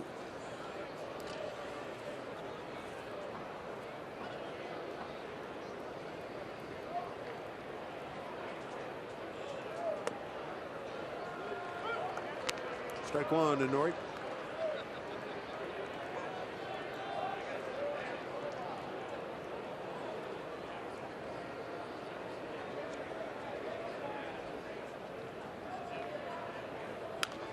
Slash foul 0-2.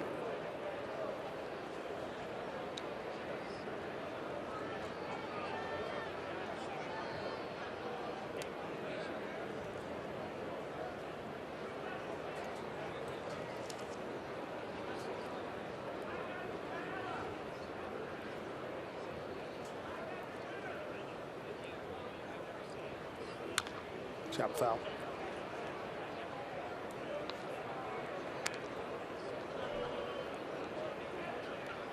Looking forward to watching more of Aoki.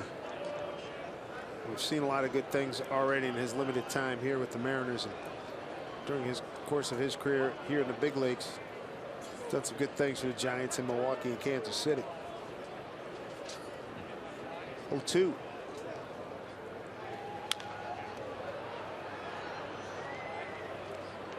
He fights like the Dickens. He's not going to get. He's not going to strike out. No, he has great bat control. And Carrasco throwing a lot of off-speed pitches to him, especially with 2 strikes. He will not overswing. He's just trying to put the ball in play.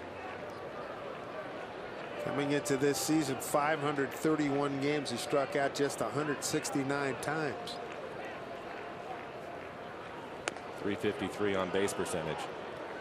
It's a good number. I don't care who you are, where you're from, what league you're playing in.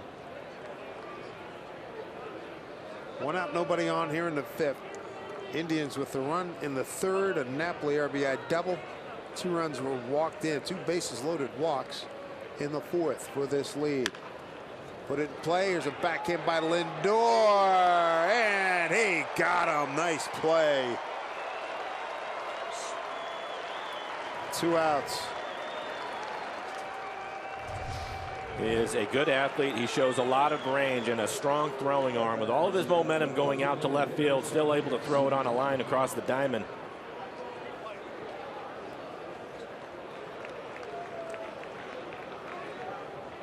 Well done.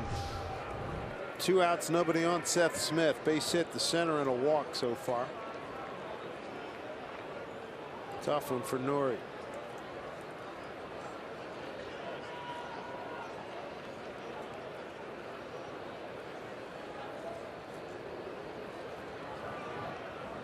They move Kipnis into short right field, and the shift that just about everybody puts off for Seth Smith.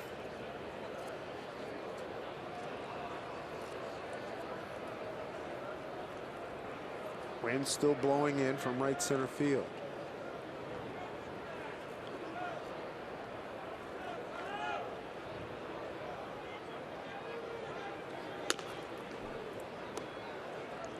Two 2-0 the count.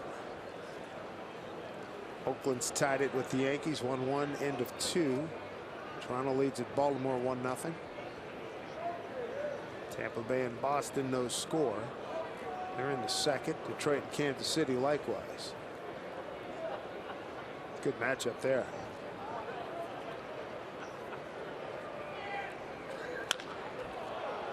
Center field for Rajay Davis. Barely had the move. Easy inning for Carrasco. He's retired the last 6 that he's faced. He's got a 3-0 lead.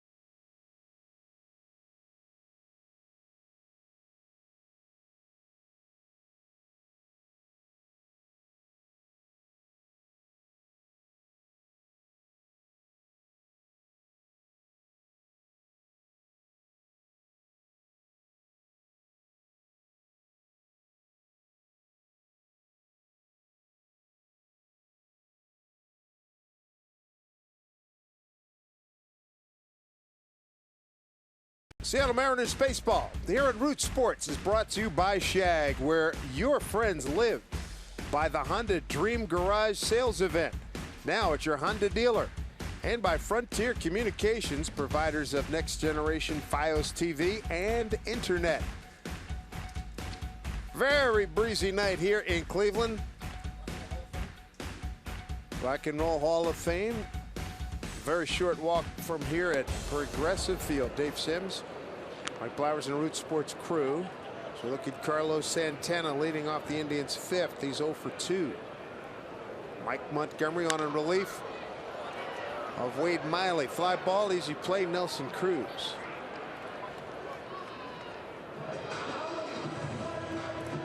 One away.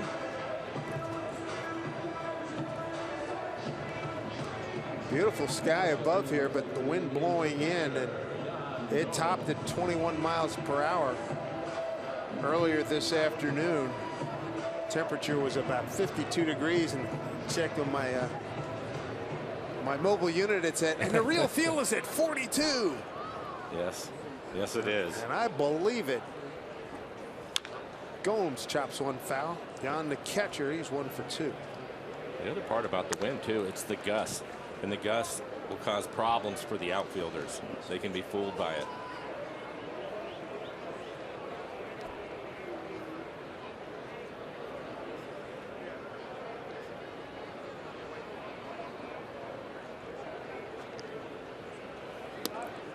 Montgomery settling into his role coming out of the pen. So ahead of Gomes 0-2. Learning experience every time out for him. They had to come into the game when the bases loaded. Seager will cut this off. Throws out Gomes. 2 outs. Take a look at the Mariners calendar, brought to you by Sleep Train. This road trip continues. 2 more here, and then the final leg in Anaheim. Then come home. Divisional matchup with Houston. Mariners lost that season series last year to the Astros, and then the world champion Kansas City Royals come in before we hit the road again. Quick 2 outs. Here's Marlon Byrd having a good night. 2 for 2 with the run scored.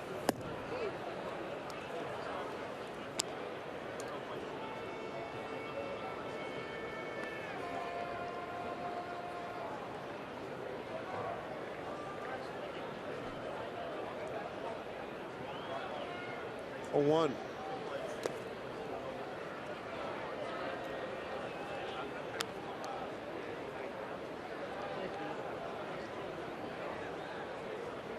Byrd, a well-traveled veteran.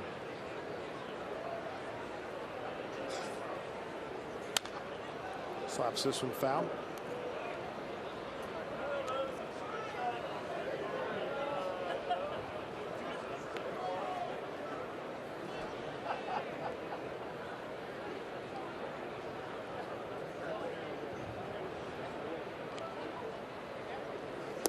Swing and a miss. Very effective pitch by Mike Montgomery to go 1, 2, 3 in the 5th. When we come back, it'll be Cano, Cruz, and Seager. 3, 4, and 5, the big boys. See if they can get something going here.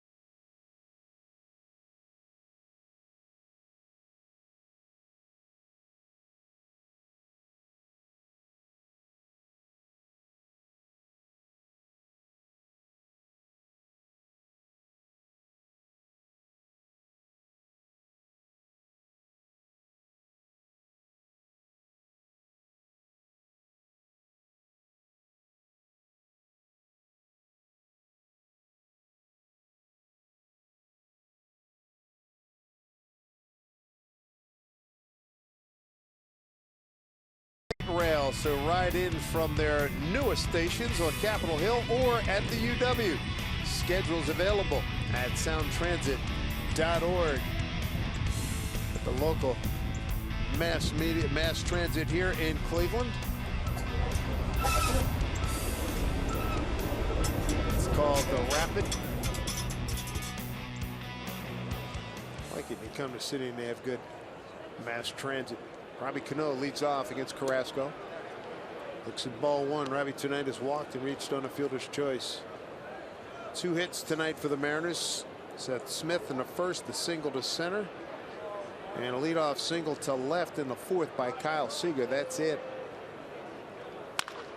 Down the line, that's a fair ball. Snagged nicely by Napoli. Feeds it Carrasco. 1 away. Napoli, a former catcher, converted over to a first baseman. For the Mariners, now stepping to the plate, number 23, Nelson. Carrasco's retired the last 7 men that he's faced. Mike not afraid to get dirty.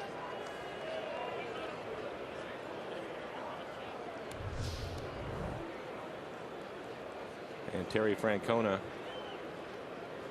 going to make a trip out to the mound with the trainer, it looks like. Carrasco was stepped on earlier in the ball game. He and Cano on a foot race to first. And I'm wondering if it's still bothering him.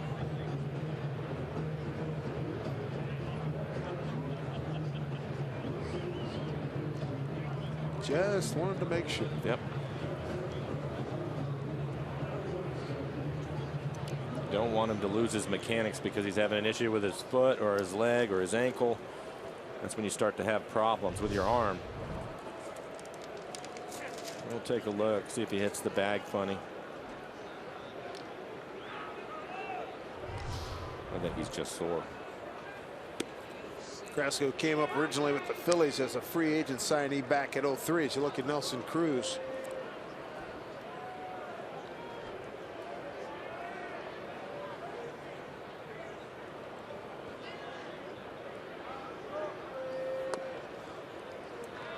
Cruz has twice struck out swinging, both on 0-2 pitches. It's been the slider. Nelson has seen a bunch of them tonight.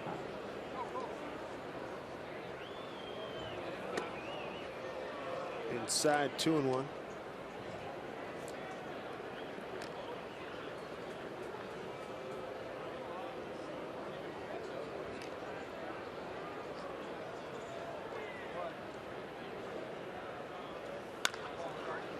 Jammed him. There's Lindor. Throws him out, 2 outs.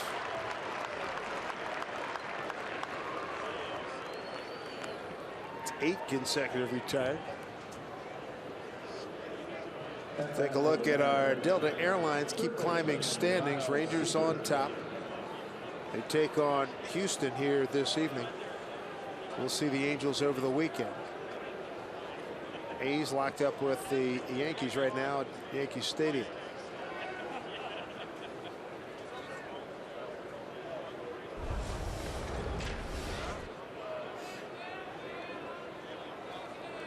Here's Kyle Seager.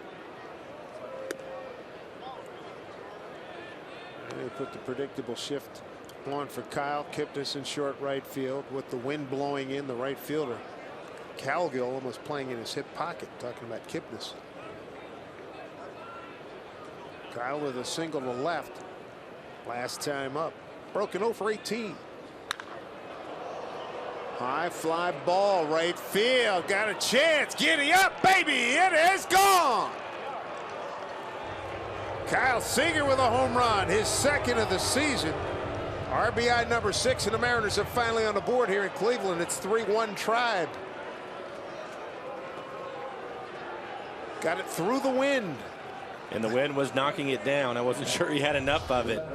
It's a towering home run. It was so high, I wasn't sure it was going to get out of the ballpark. Puts a good swing on it, stays on his backside. Second base hit for Kyle in the game. That is a good sign. Talked about it at the start. Kyle hitting .413 in this ballpark in his career. This is the 17th game for him here at Progressive. You should have seen the look on his face talking to him before the game. Dude, how's the wind? Man, I hit a couple of balls really good. They didn't go anywhere. We got all of this one.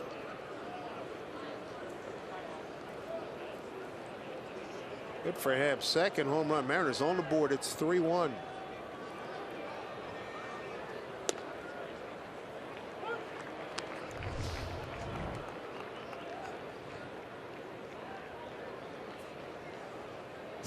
Almost a simultaneous swing with Adam Lind, the on-deck man, who's in there now.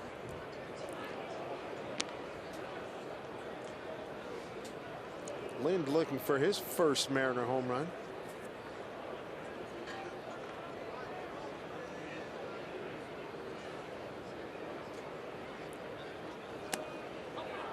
They deployed defensively just like they do.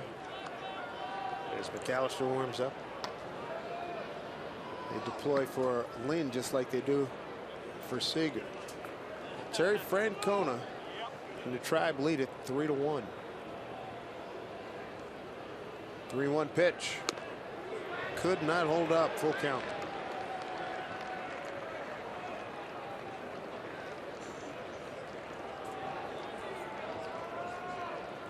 Lynn's been a big run producer for the bulk of his career. Big home run guy. At 35 back in '09 with Toronto. That's his career best. Hits it the other way, and it slices foul. Carrasco continues to keep the ball away from him.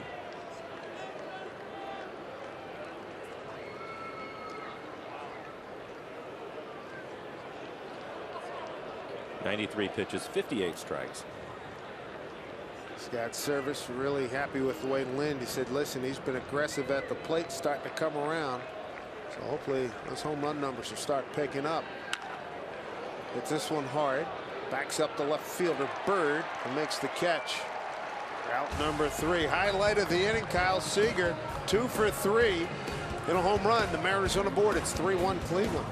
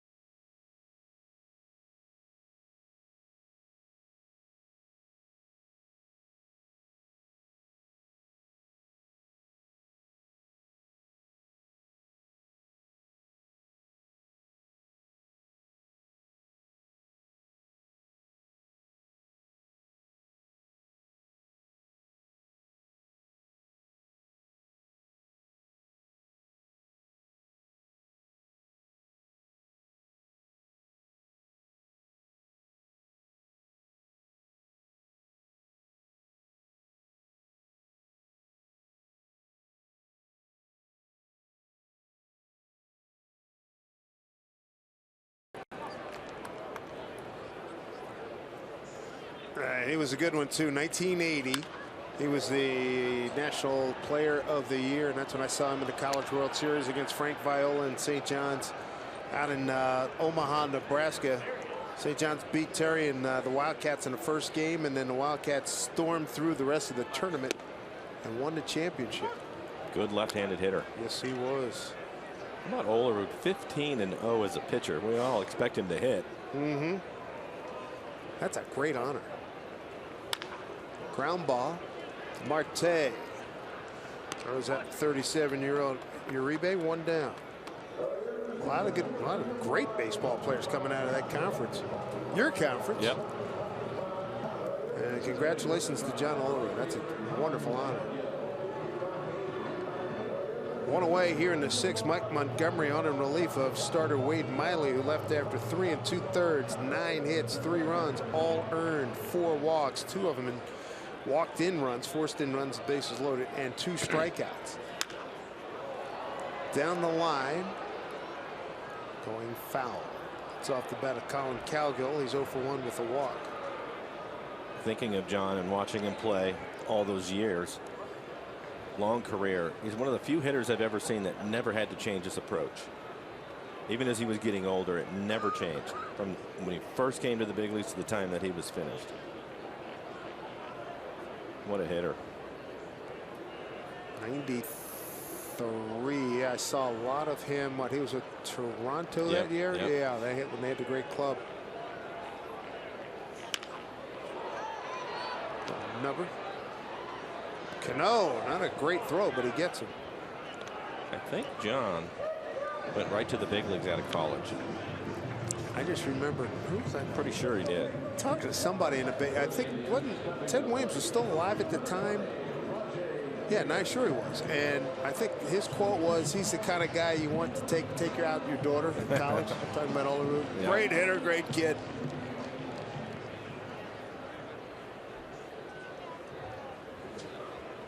Monty's done a nice job. Retired all 6 men he's faced to this point. Top of the order, and Rajai Davis.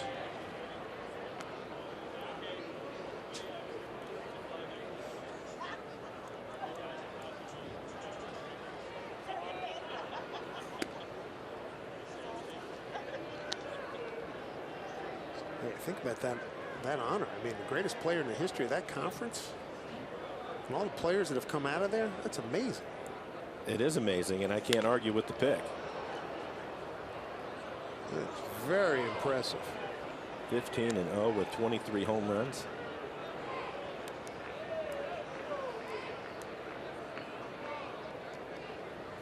Big tip of the cap, John Olerud. Rajai Davis, 1 for 2 with a walk and a bases loaded walk, and Seager will put this away. And Montgomery. Quality work out of the pen for the Mariners, holding the Tribe at bay. And see if the Mariners can continue to peck away. It's 3-1 Cleveland.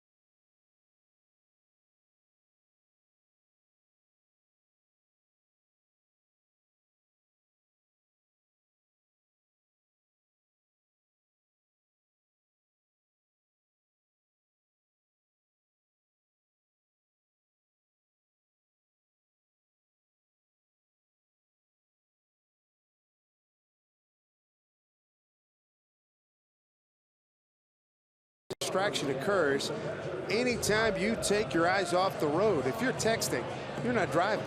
Let's reach our target 0 goal together.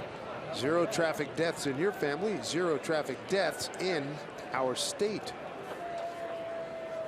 That goes for the rest of the 49 too.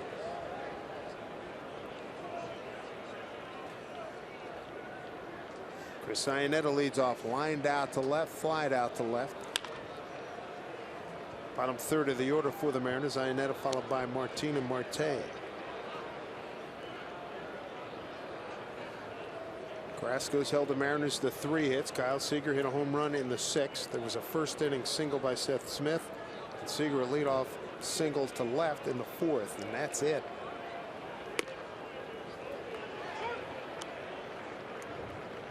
One, 2 to Chris.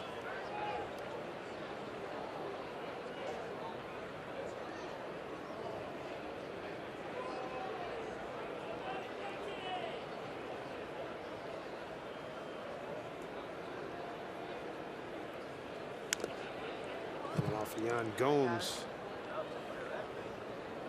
Foul tip. Relentless wind keeps blowing in, and again the outfielder straight away not deep.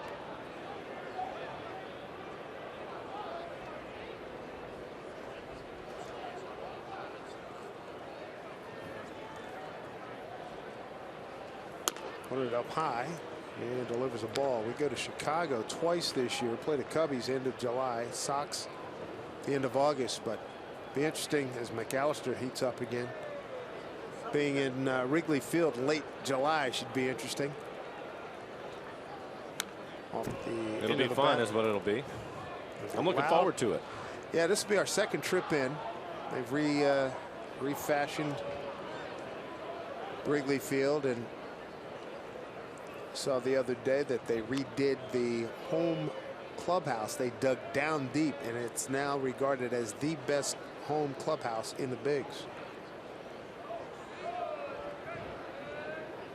It's on with an MLB Central. Matt Veskursion and Lauren Shahadi and John Smoltz on Friday, and Ryan Dempster was there giving us a tour. That thing it looks phenomenal. Swing and a miss, and Ionetta is gone. Strikeout number 5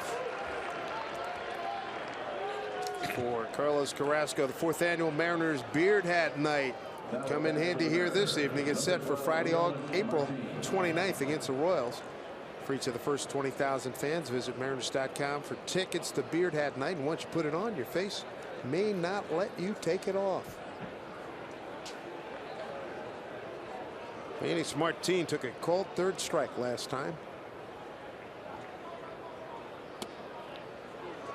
Carrasco now at 101 pitches, 65 strikes. This will be his last inning. Backs him off as Uribe playing in close at 3rd against Martin. By the left and a called 3rd strike.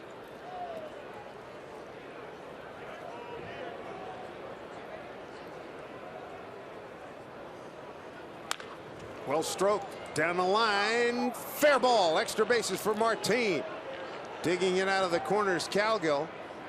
And Leonese, a 1-out base runner at 2nd here in the 7th, his 3rd double. We'll take a look at the swing on the off-speed pitch. A little change up at 87 miles an hour.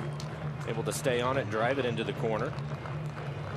And Terry Francona out of the dugout. That'll do it for Carlos Carrasco as he goes 6 1/3, gives up 4 hits, 1 run, leaves with a 3-1 lead.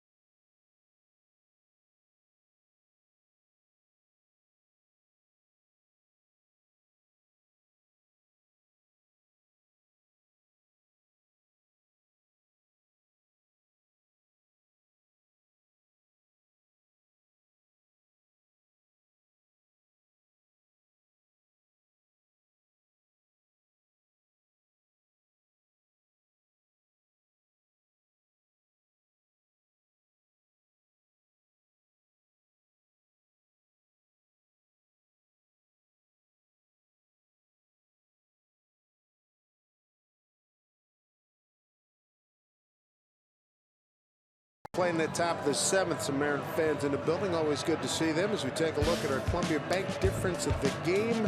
Focus on Mr. Carrasco. Really threw the ball well this evening. Commanded his fastball. He was 92 to 94 miles an hour with some run to it. Then he found his slider and his curveball. And mixing things up, working both sides of the plate was effective for him for tonight's game.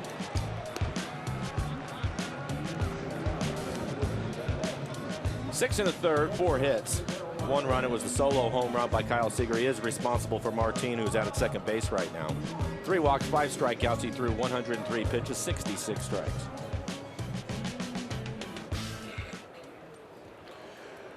So Kyle Seager, good night, coming in 0 for 17 after reaching on a fielder's choice in the first, singled in the fourth, homered in the sixth.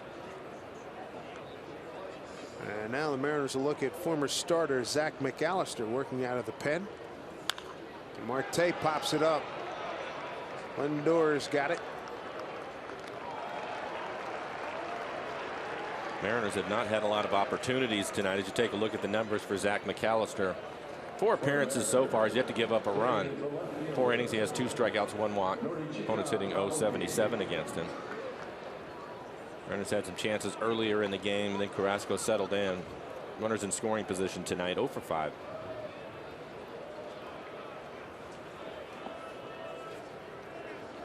Top of the order, Nori Aoki, 0 for 3.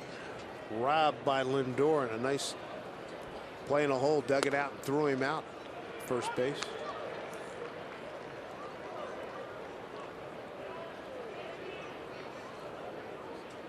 Ross Detweiler, the left-hander, and Jeff Manship, the right-hander, warming up for Cleveland.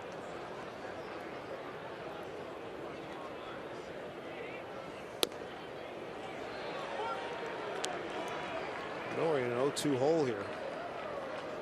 2 outs, runner at second.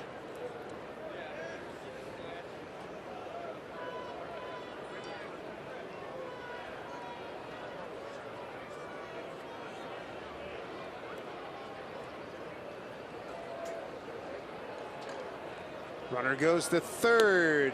Pitch inside. In standing is Martin, his second stolen base of the season. Watch how early he's going to take off. Nobody paying attention to him. That was easy for him.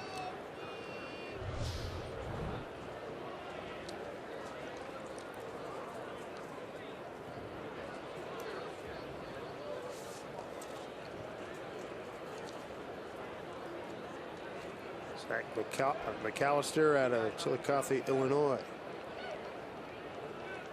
Here is the 1-2. Just staying alive. Aoki 2 for 7 against Zach. His best fastball so far, 95 miles an hour.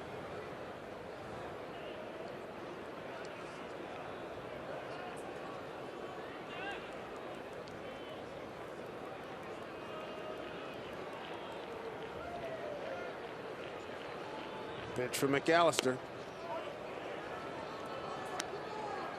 Taken for ball 2. 2-2. Here's Carrasco.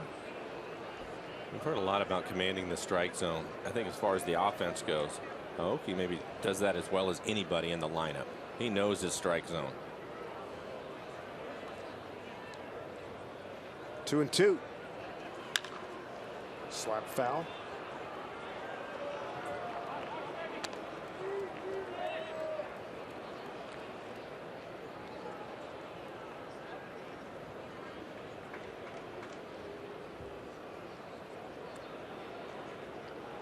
Aoki battling Zach McAllister. They switched him from a starter last year. He appeared in 61 games. 4-4 record of 3.00 ERA. 2014 season he started 15 games of his 22. And a swing and a miss. Aoki's gone. Runner stranded at third. To the home 7th we go here in Cleveland. Indians lead at 3-1.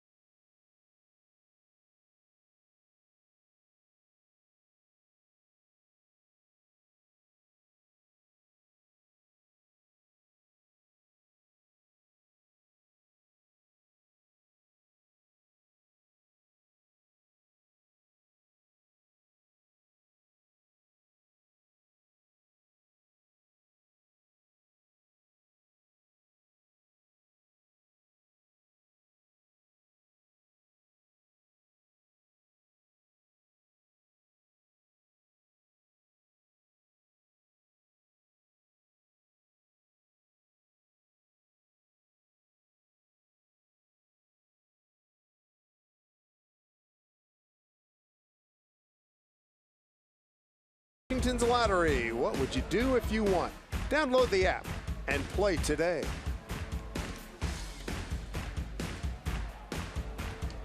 3-1 Indians. Dave Sims, Mike Flowers, Root Sports Crew. Hey, you win that lottery, buy as many nachos as you need. Mariners offense been stymied here tonight. Only one run off a Kyle Seager home run in the sixth, beg your pardon. And a nice chilly night. That's got to be some good eats.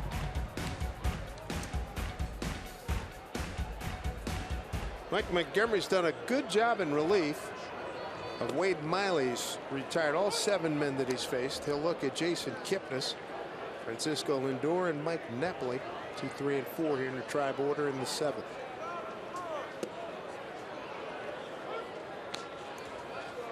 Kipnis tonight is 1 for 3. For Montgomery, 2 1/3, and he's retired every batter. Right to Marte, 1 down. And 1 away. 8 consecutive retired here by Monty. Time now for our Geico This Date in MLB history. Just a year ago, Mariners overcome a pair of 5-run deficits. The last a 10-5 hole heading into the 7th to beat the Rangers 11-10. Nelson Cruz homered twice and hit a walk-off single with the bases loaded, 2 outs in the 9th. It was on a Sunday afternoon at Safeco Field, and that was one we always talk about, that exit velocity. And he hit this ball about as hard as you can hit a ball and still keep it in the ballpark. Here you go. Boom. That was an exciting time. Big win. I think the exit velocity stayed at the top of the list for a long time.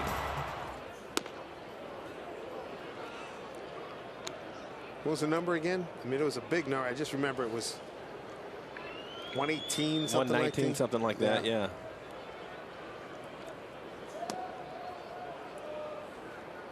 One to Lindor, who singled, doubled, walked, and drove in a run with that bases loaded walk. That was in the 4th. 2-1. Cano does not have a play. Another hit for Lindor. Monty almost had a piece of that. 3rd hit. First college night of the season. It's coming up Friday, 29th of April, 7:10 start time. Students, you're going to enjoy extended happy hour specials, including $6 beers for those 21 and over. Tickets are only $12 at mariners.com/college. Student ID is required. And the Mariners that night will be playing the world champion Kansas City Royals. Napoli fouls one back, and a base hit by Lindor ends a run of 8 consecutive hitters retired by Mike Montgomery since coming on in relief. He's had a good fastball tonight. He's topped out at 95. Starting to mix in his curveball and changeup a little bit more.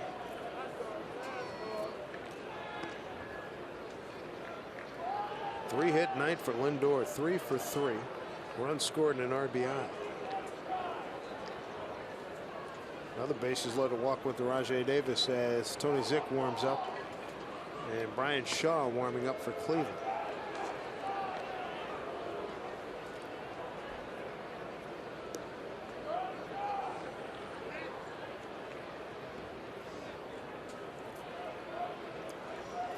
Happily got the scoring started in the 3rd, an RBI double. Get it over the center fielder's head.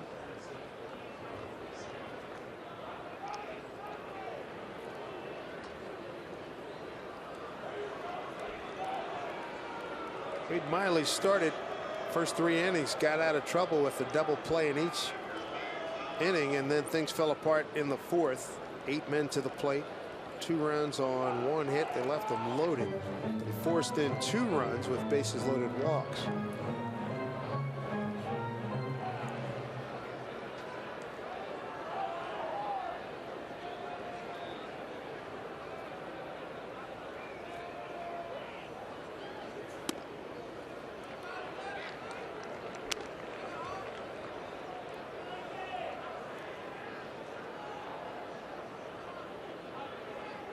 Wind is stopped now. The American flag in right center field is hanging straight down. Outfielders will move back accordingly. And the players are happy about that. Not a good night for the hands, correct? No, it's not. Tough night to hit.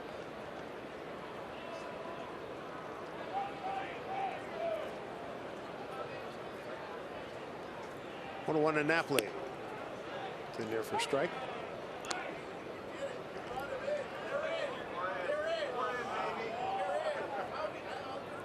"34 pitches, 24 strikes."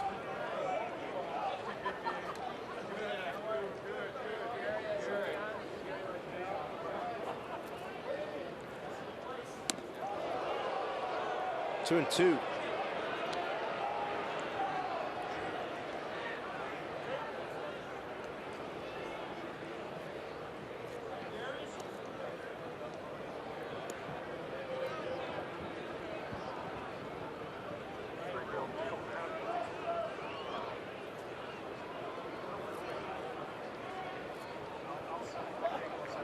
Two pitch, throw over to first.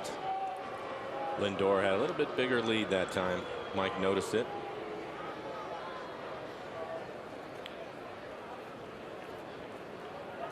Montgomery working to Napoli. Mike and Napoli in his 11th year. Foul back.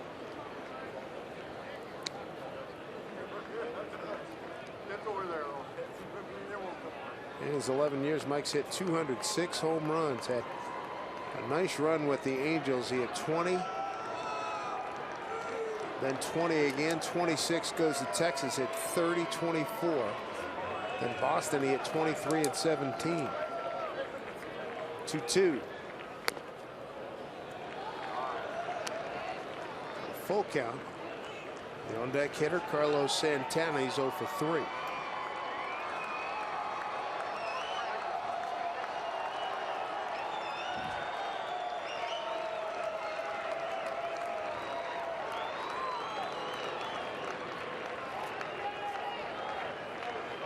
Payoff pitch, and he lost him. And it looked like Chris Iannetta wanted it, but was just off the inside corner. So first and second, one out here in the 7th, 3-1 Cleveland. Game 2 of this series coming up tomorrow, 6:10 Eastern time start, 3:10 Pacific. CenturyLink What's Next. Taijuan Walker against Danny Salazar. A couple of power arms going tomorrow. Taijuan is usually in the mid-90s. Salazar will be in the mid to upper 90s. Then on Thursday, note the start time, the 8:30 a.m. Root Sports Time. Nathan Carnes faces off against Cody Anderson. Anderson 7-3 last year. Salazar 14-10 last year. And Scott Servais going to make a pitching change, and we'll step aside. Indians threaten here in the 7th. 1 out, 2 on. 3-1 lead. Back with more right after this.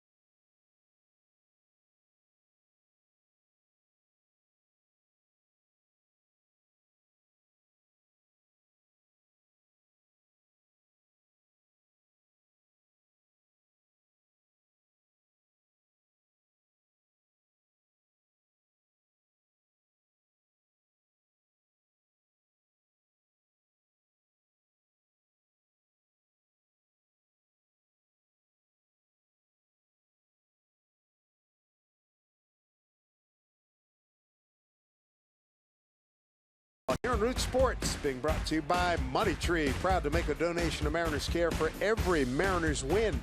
By Jack in the Box, taste the Baconlicious Sourdough Bacon Ranch Combo only at Jack in the Box. And by CenturyLink, your link to what's next. Twilight time here in Cleveland. 3-1 lead for the Tribe. 2 on, 1 out here, bottom 7. Dave Sims, Mike Flowers, and Root Sports crew. New pitcher for the Mariners. Third pitcher of the evening, it's Tony Zych.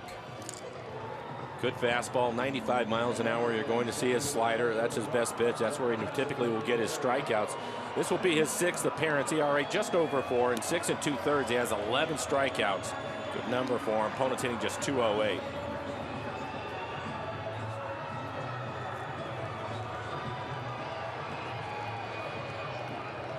We'll turn Carlos Santana around, switch hitter. DHing tonight. He's 0 for 3. 3 flyouts. Deepest one he hit was against Wade Miley in the 3rd. It was run down in the deep in the right center field area by Nelson Cruz.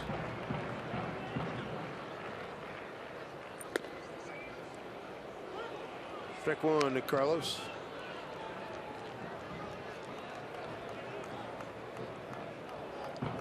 Cleveland pitching's held the Mariners to a run on 4 hits. The only run coming on a Kyle Seager home run in the 6th.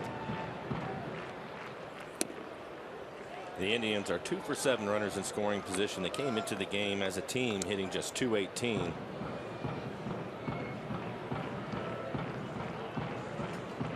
Terry Francona, Brett Mills, his longtime friend and bench coach.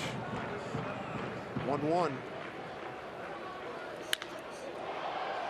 Left center field, long run Aoki, but he's under it. So's Martin, who's going to make the play, and it was Martin. He's got the superior arm. Throw is just offline. Runner's tagged, moved up. Aoki's still on the ground.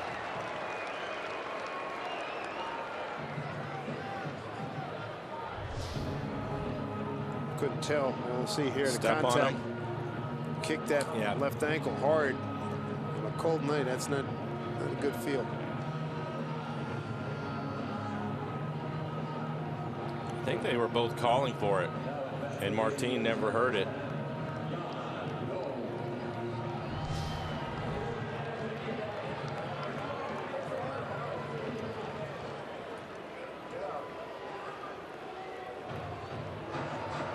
Mel Stottlemyre making a trip out to the mound.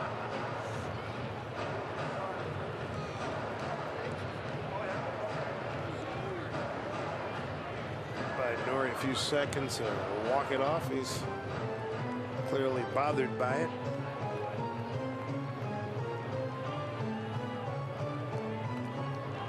So 2 outs, runners at 2nd and 3rd for Yan Gomes. Gomes 1 for 3 tonight. 2nd inning base hit to right. Since then he struck out and grounded out.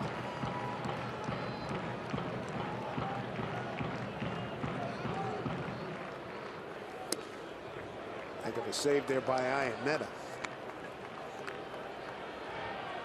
Backhand that pitch I was running away from. Runner at 3rd is Lindor. Runner at 2nd, Napoli.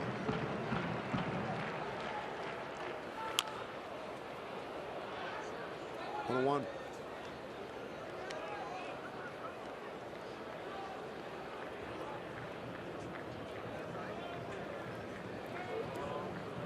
Watching Tony so far this year, I don't remember his fastball moving as much as it has. I hear you.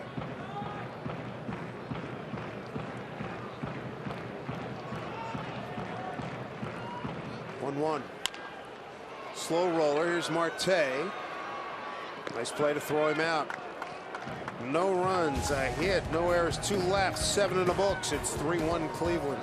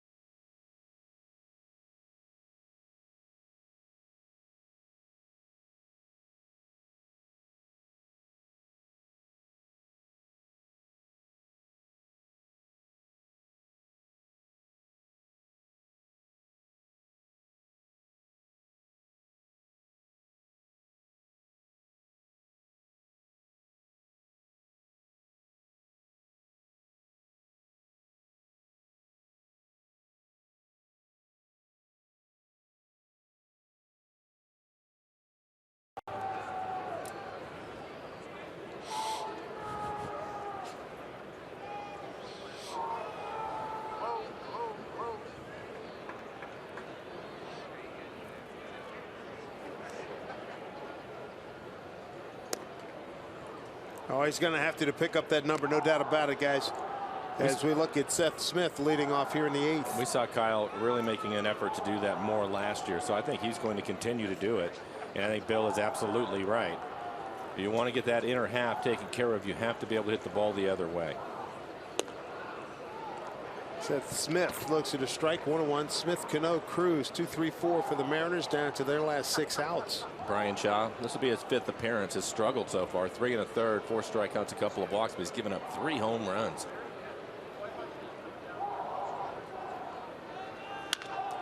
Ground ball to the shortstop on the right side of the infield. So 1 away. Here in the 8th inning. Make sure you follow Mariner Baseball live with the MLB.com at-bat app. Stay up to the moment with game day, live game video highlights, StatCast, news, and more. Download MLB.com at-bat, the #1 app for live baseball on your phone or tablet. 1 out for Nelson. Make that for Robinson Cano, to be followed by Nelson Cruz.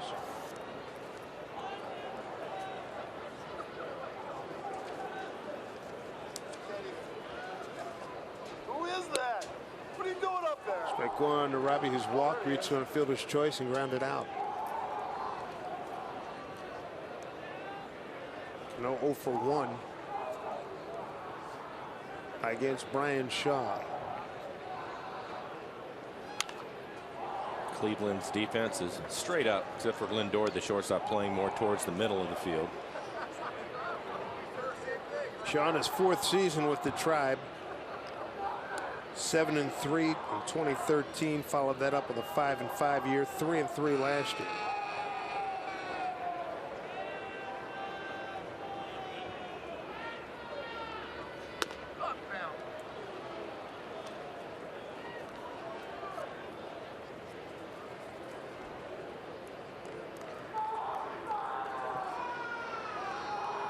Unfortunate word broadcast over our airwaves. We apologize for that.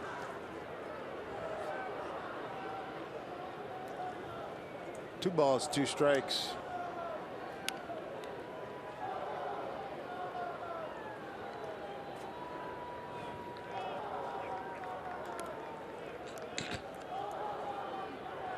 And again, the wind is not the factor it was at the beginning of the ball game. Shaw had a good count. Now he's run a full count here to Cano. Cruz on deck. Mariners' only run coming on a Kyle Seager 6th inning homer. Nelson has seen a lot of breaking balls tonight. 3-2 to Robbie. Slash the other way. That's a fair ball into the corner. Cano leads into second with a double. His 2nd of the season. His road hitting streak continues. It's up to 16 games. His overall hitting streak to 5. And bring the tying run to the plate. And the Mariners have not had a lot of opportunities to drive in runs, but they're going to get one now with him at second base. Runners in scoring position, 0 for 6. See that fastball probably just off the outside corner.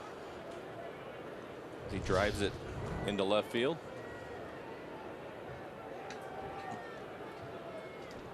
Brings up Nelson Cruz, 0 for 3 against Brian Shaw.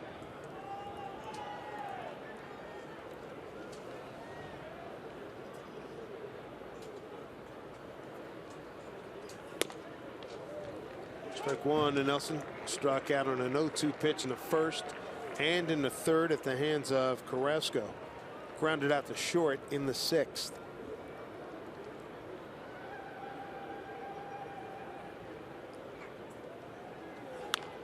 Look out.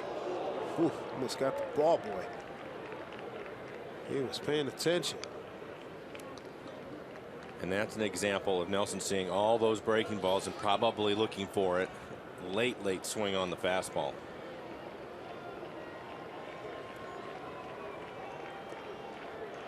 Well, he's behind 0-2, 1 out. Cano at second base.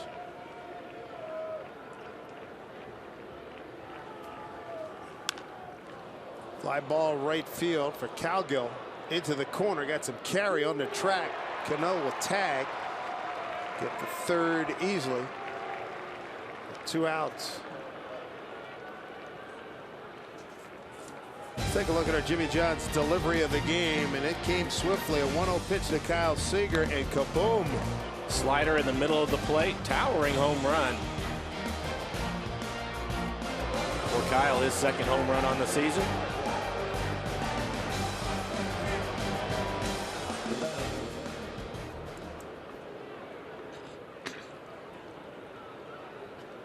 Kyle 2 for 3 tonight. So as the old song went, start of something big, we hope, after coming into this game 0 for 17. He's 2 for 3 this evening.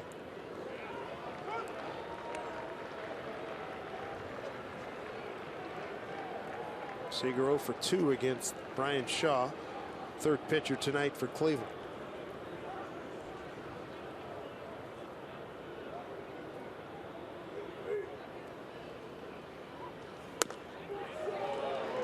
Fastball in there for a strike.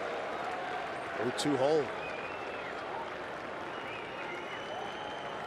Before the home run, he picked up a base hit into left field, and he may have to go that way again. Shaw trying to keep the fastball away from him. Crowd at 9,393, making some noise here.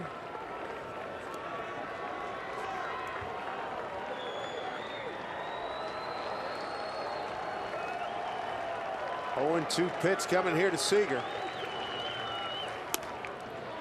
Ball 1.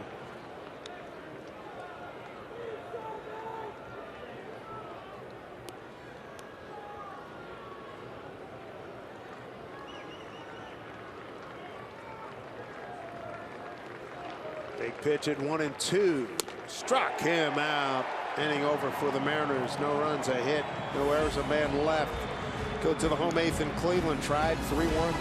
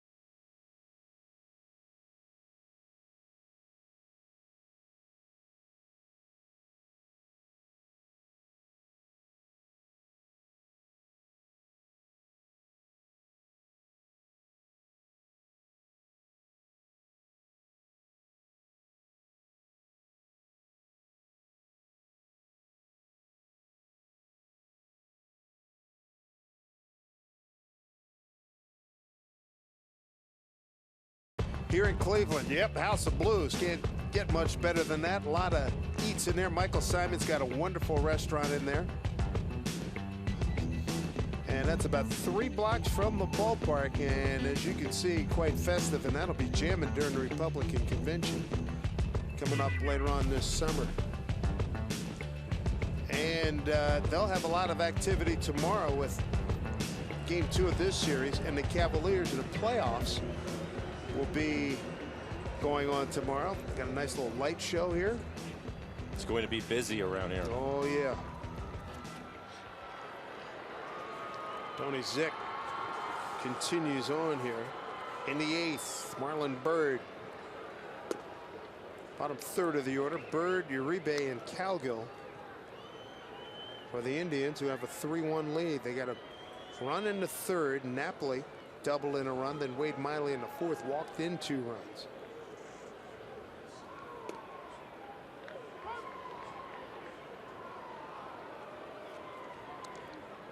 Cody Allen, closer, getting loose for the Indians. Hard throwing right-hander.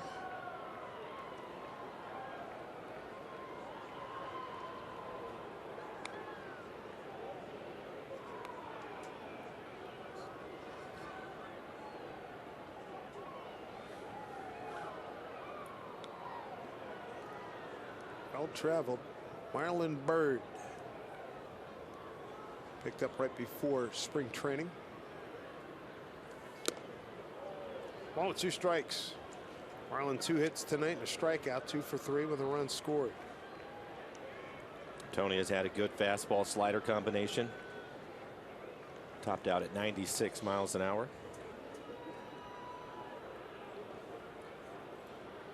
1-2 pitch. Easy play for Cruz. 1 out here in the 8th.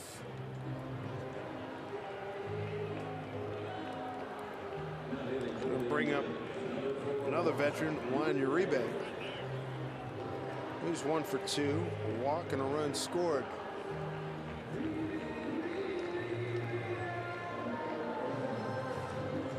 "37 years young, Juan Uribe." Dodgers, Atlanta, and the Mets last season. Previously in his career, the Rockies, White Sox, and the Giants. He's had some big hits in his career. Yes, he has.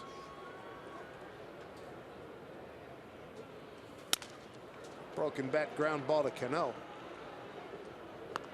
2 outs.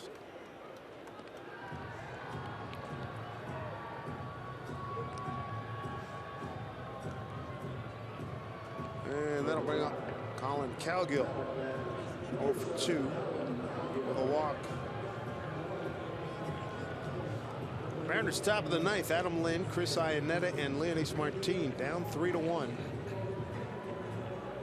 First, Zick needs to put Cowgill away.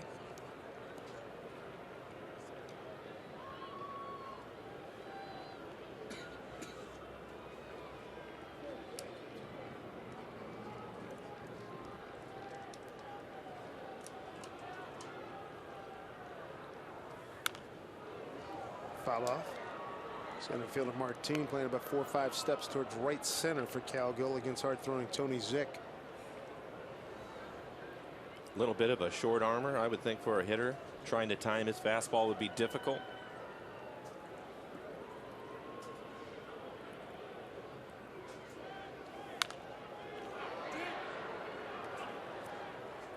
Oh, 2.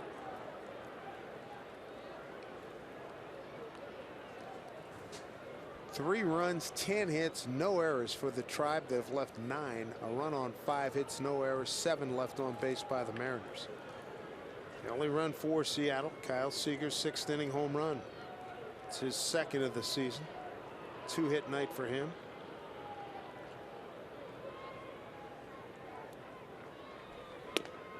Strike 3 called. He's rung up. That'll do it. So here we go. Last ups for the Mariners. Lynn, Iannetta, and Martin. Gets hard-throwing right-hander Cody Allen.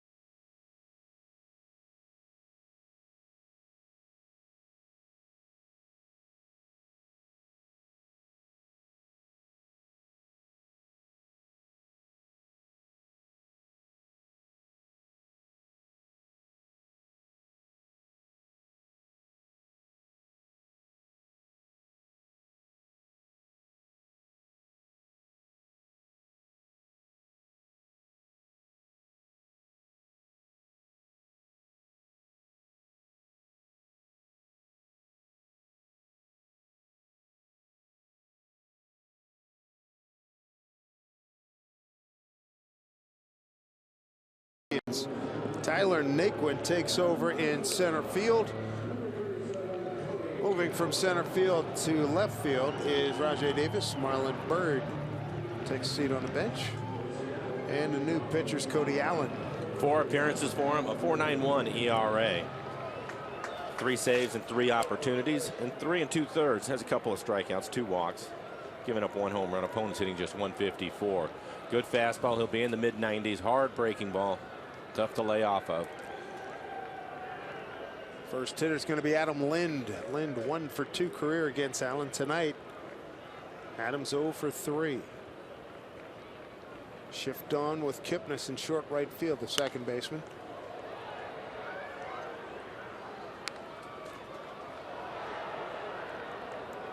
And they're going to stay on that spray chart until you change. And that's exactly right.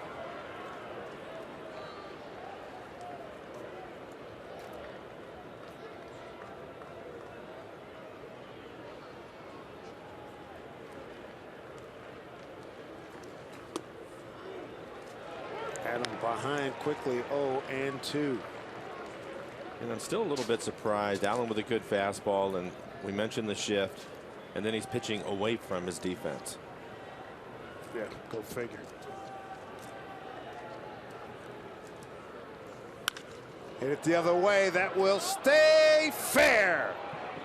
And it gets away from Davis, and Adam Lind a leadoff double.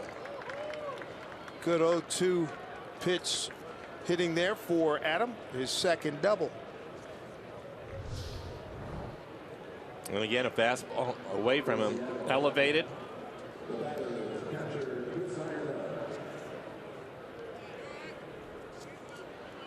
Not easy to stay on top of that fastball. It was actually up out of the strike zone. Nice job by Adam Lind. Now you got Iannetta. 0 for 3. He's 1 for 2 against Allen, as was Lind going into that at bat.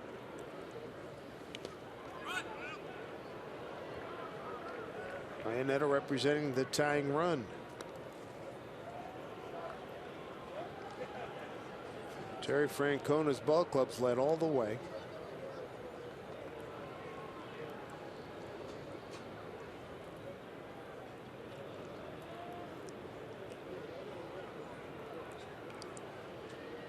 Allen with the 1-0 delivery. Up high. Joaquin Benoit getting ready just in case. And the Mariners need a clutch base hit. 0 for 8 runners in scoring position tonight. Not a lot of opportunities. Looking for their first multi-hit inning. Hit well, center field. Naquin on the track, tagging his Lind. He'll be at third with 1 out. Until that wind is stopped, for the most part, as Iannetta gave it a good ride. He's going to get a fastball. Looks like it's on the outside corner.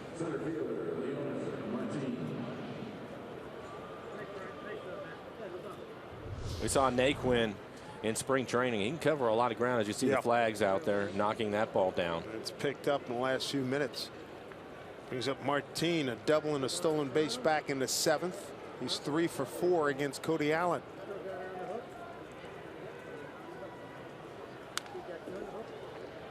Strike 1. That double for Martin in the 7th is 3rd of the season. The stolen base is 2nd.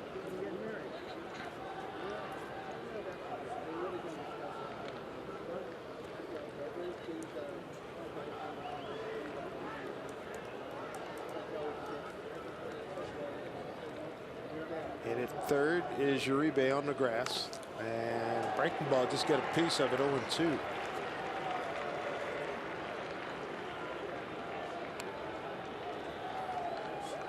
Franklin Gutierrez, one-time Cleveland Indian, on deck. He'll do some pinch hitting for Marte. Marte, walk, strike out, and a pop-up.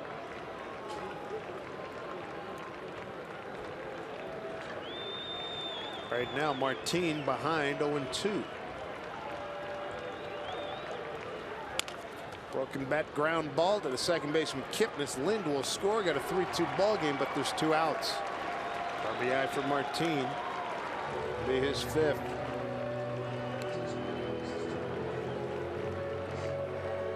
And Gutierrez is going to hit. 2 outs, hoping that he can run into one. He had 15 home runs last year.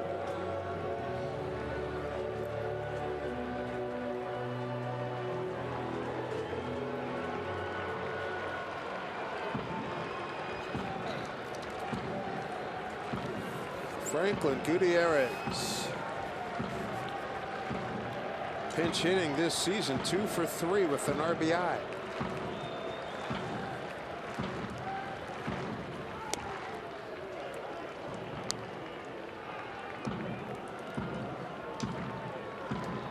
Wind starting to blow in again pretty hard.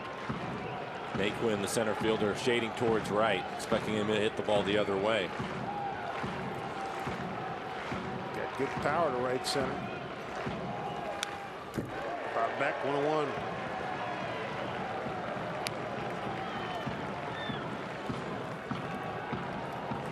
Goody, a member of the tribe, dating back to 05 to 08 before he came over to the Mariners.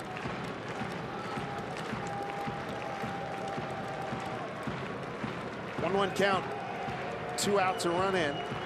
3-2 Indians. And it takes an off-speed pitch for strike 2. 1-2. First time Goody's facing Cody Allen. And that was a perfect slider. You may as well take it because you weren't going to do much with it. Mariners down to their last strike here. 2 out, nobody on. Allen deals 1-2. Struck him out. That's the ball game. Cleveland wins it 3-2.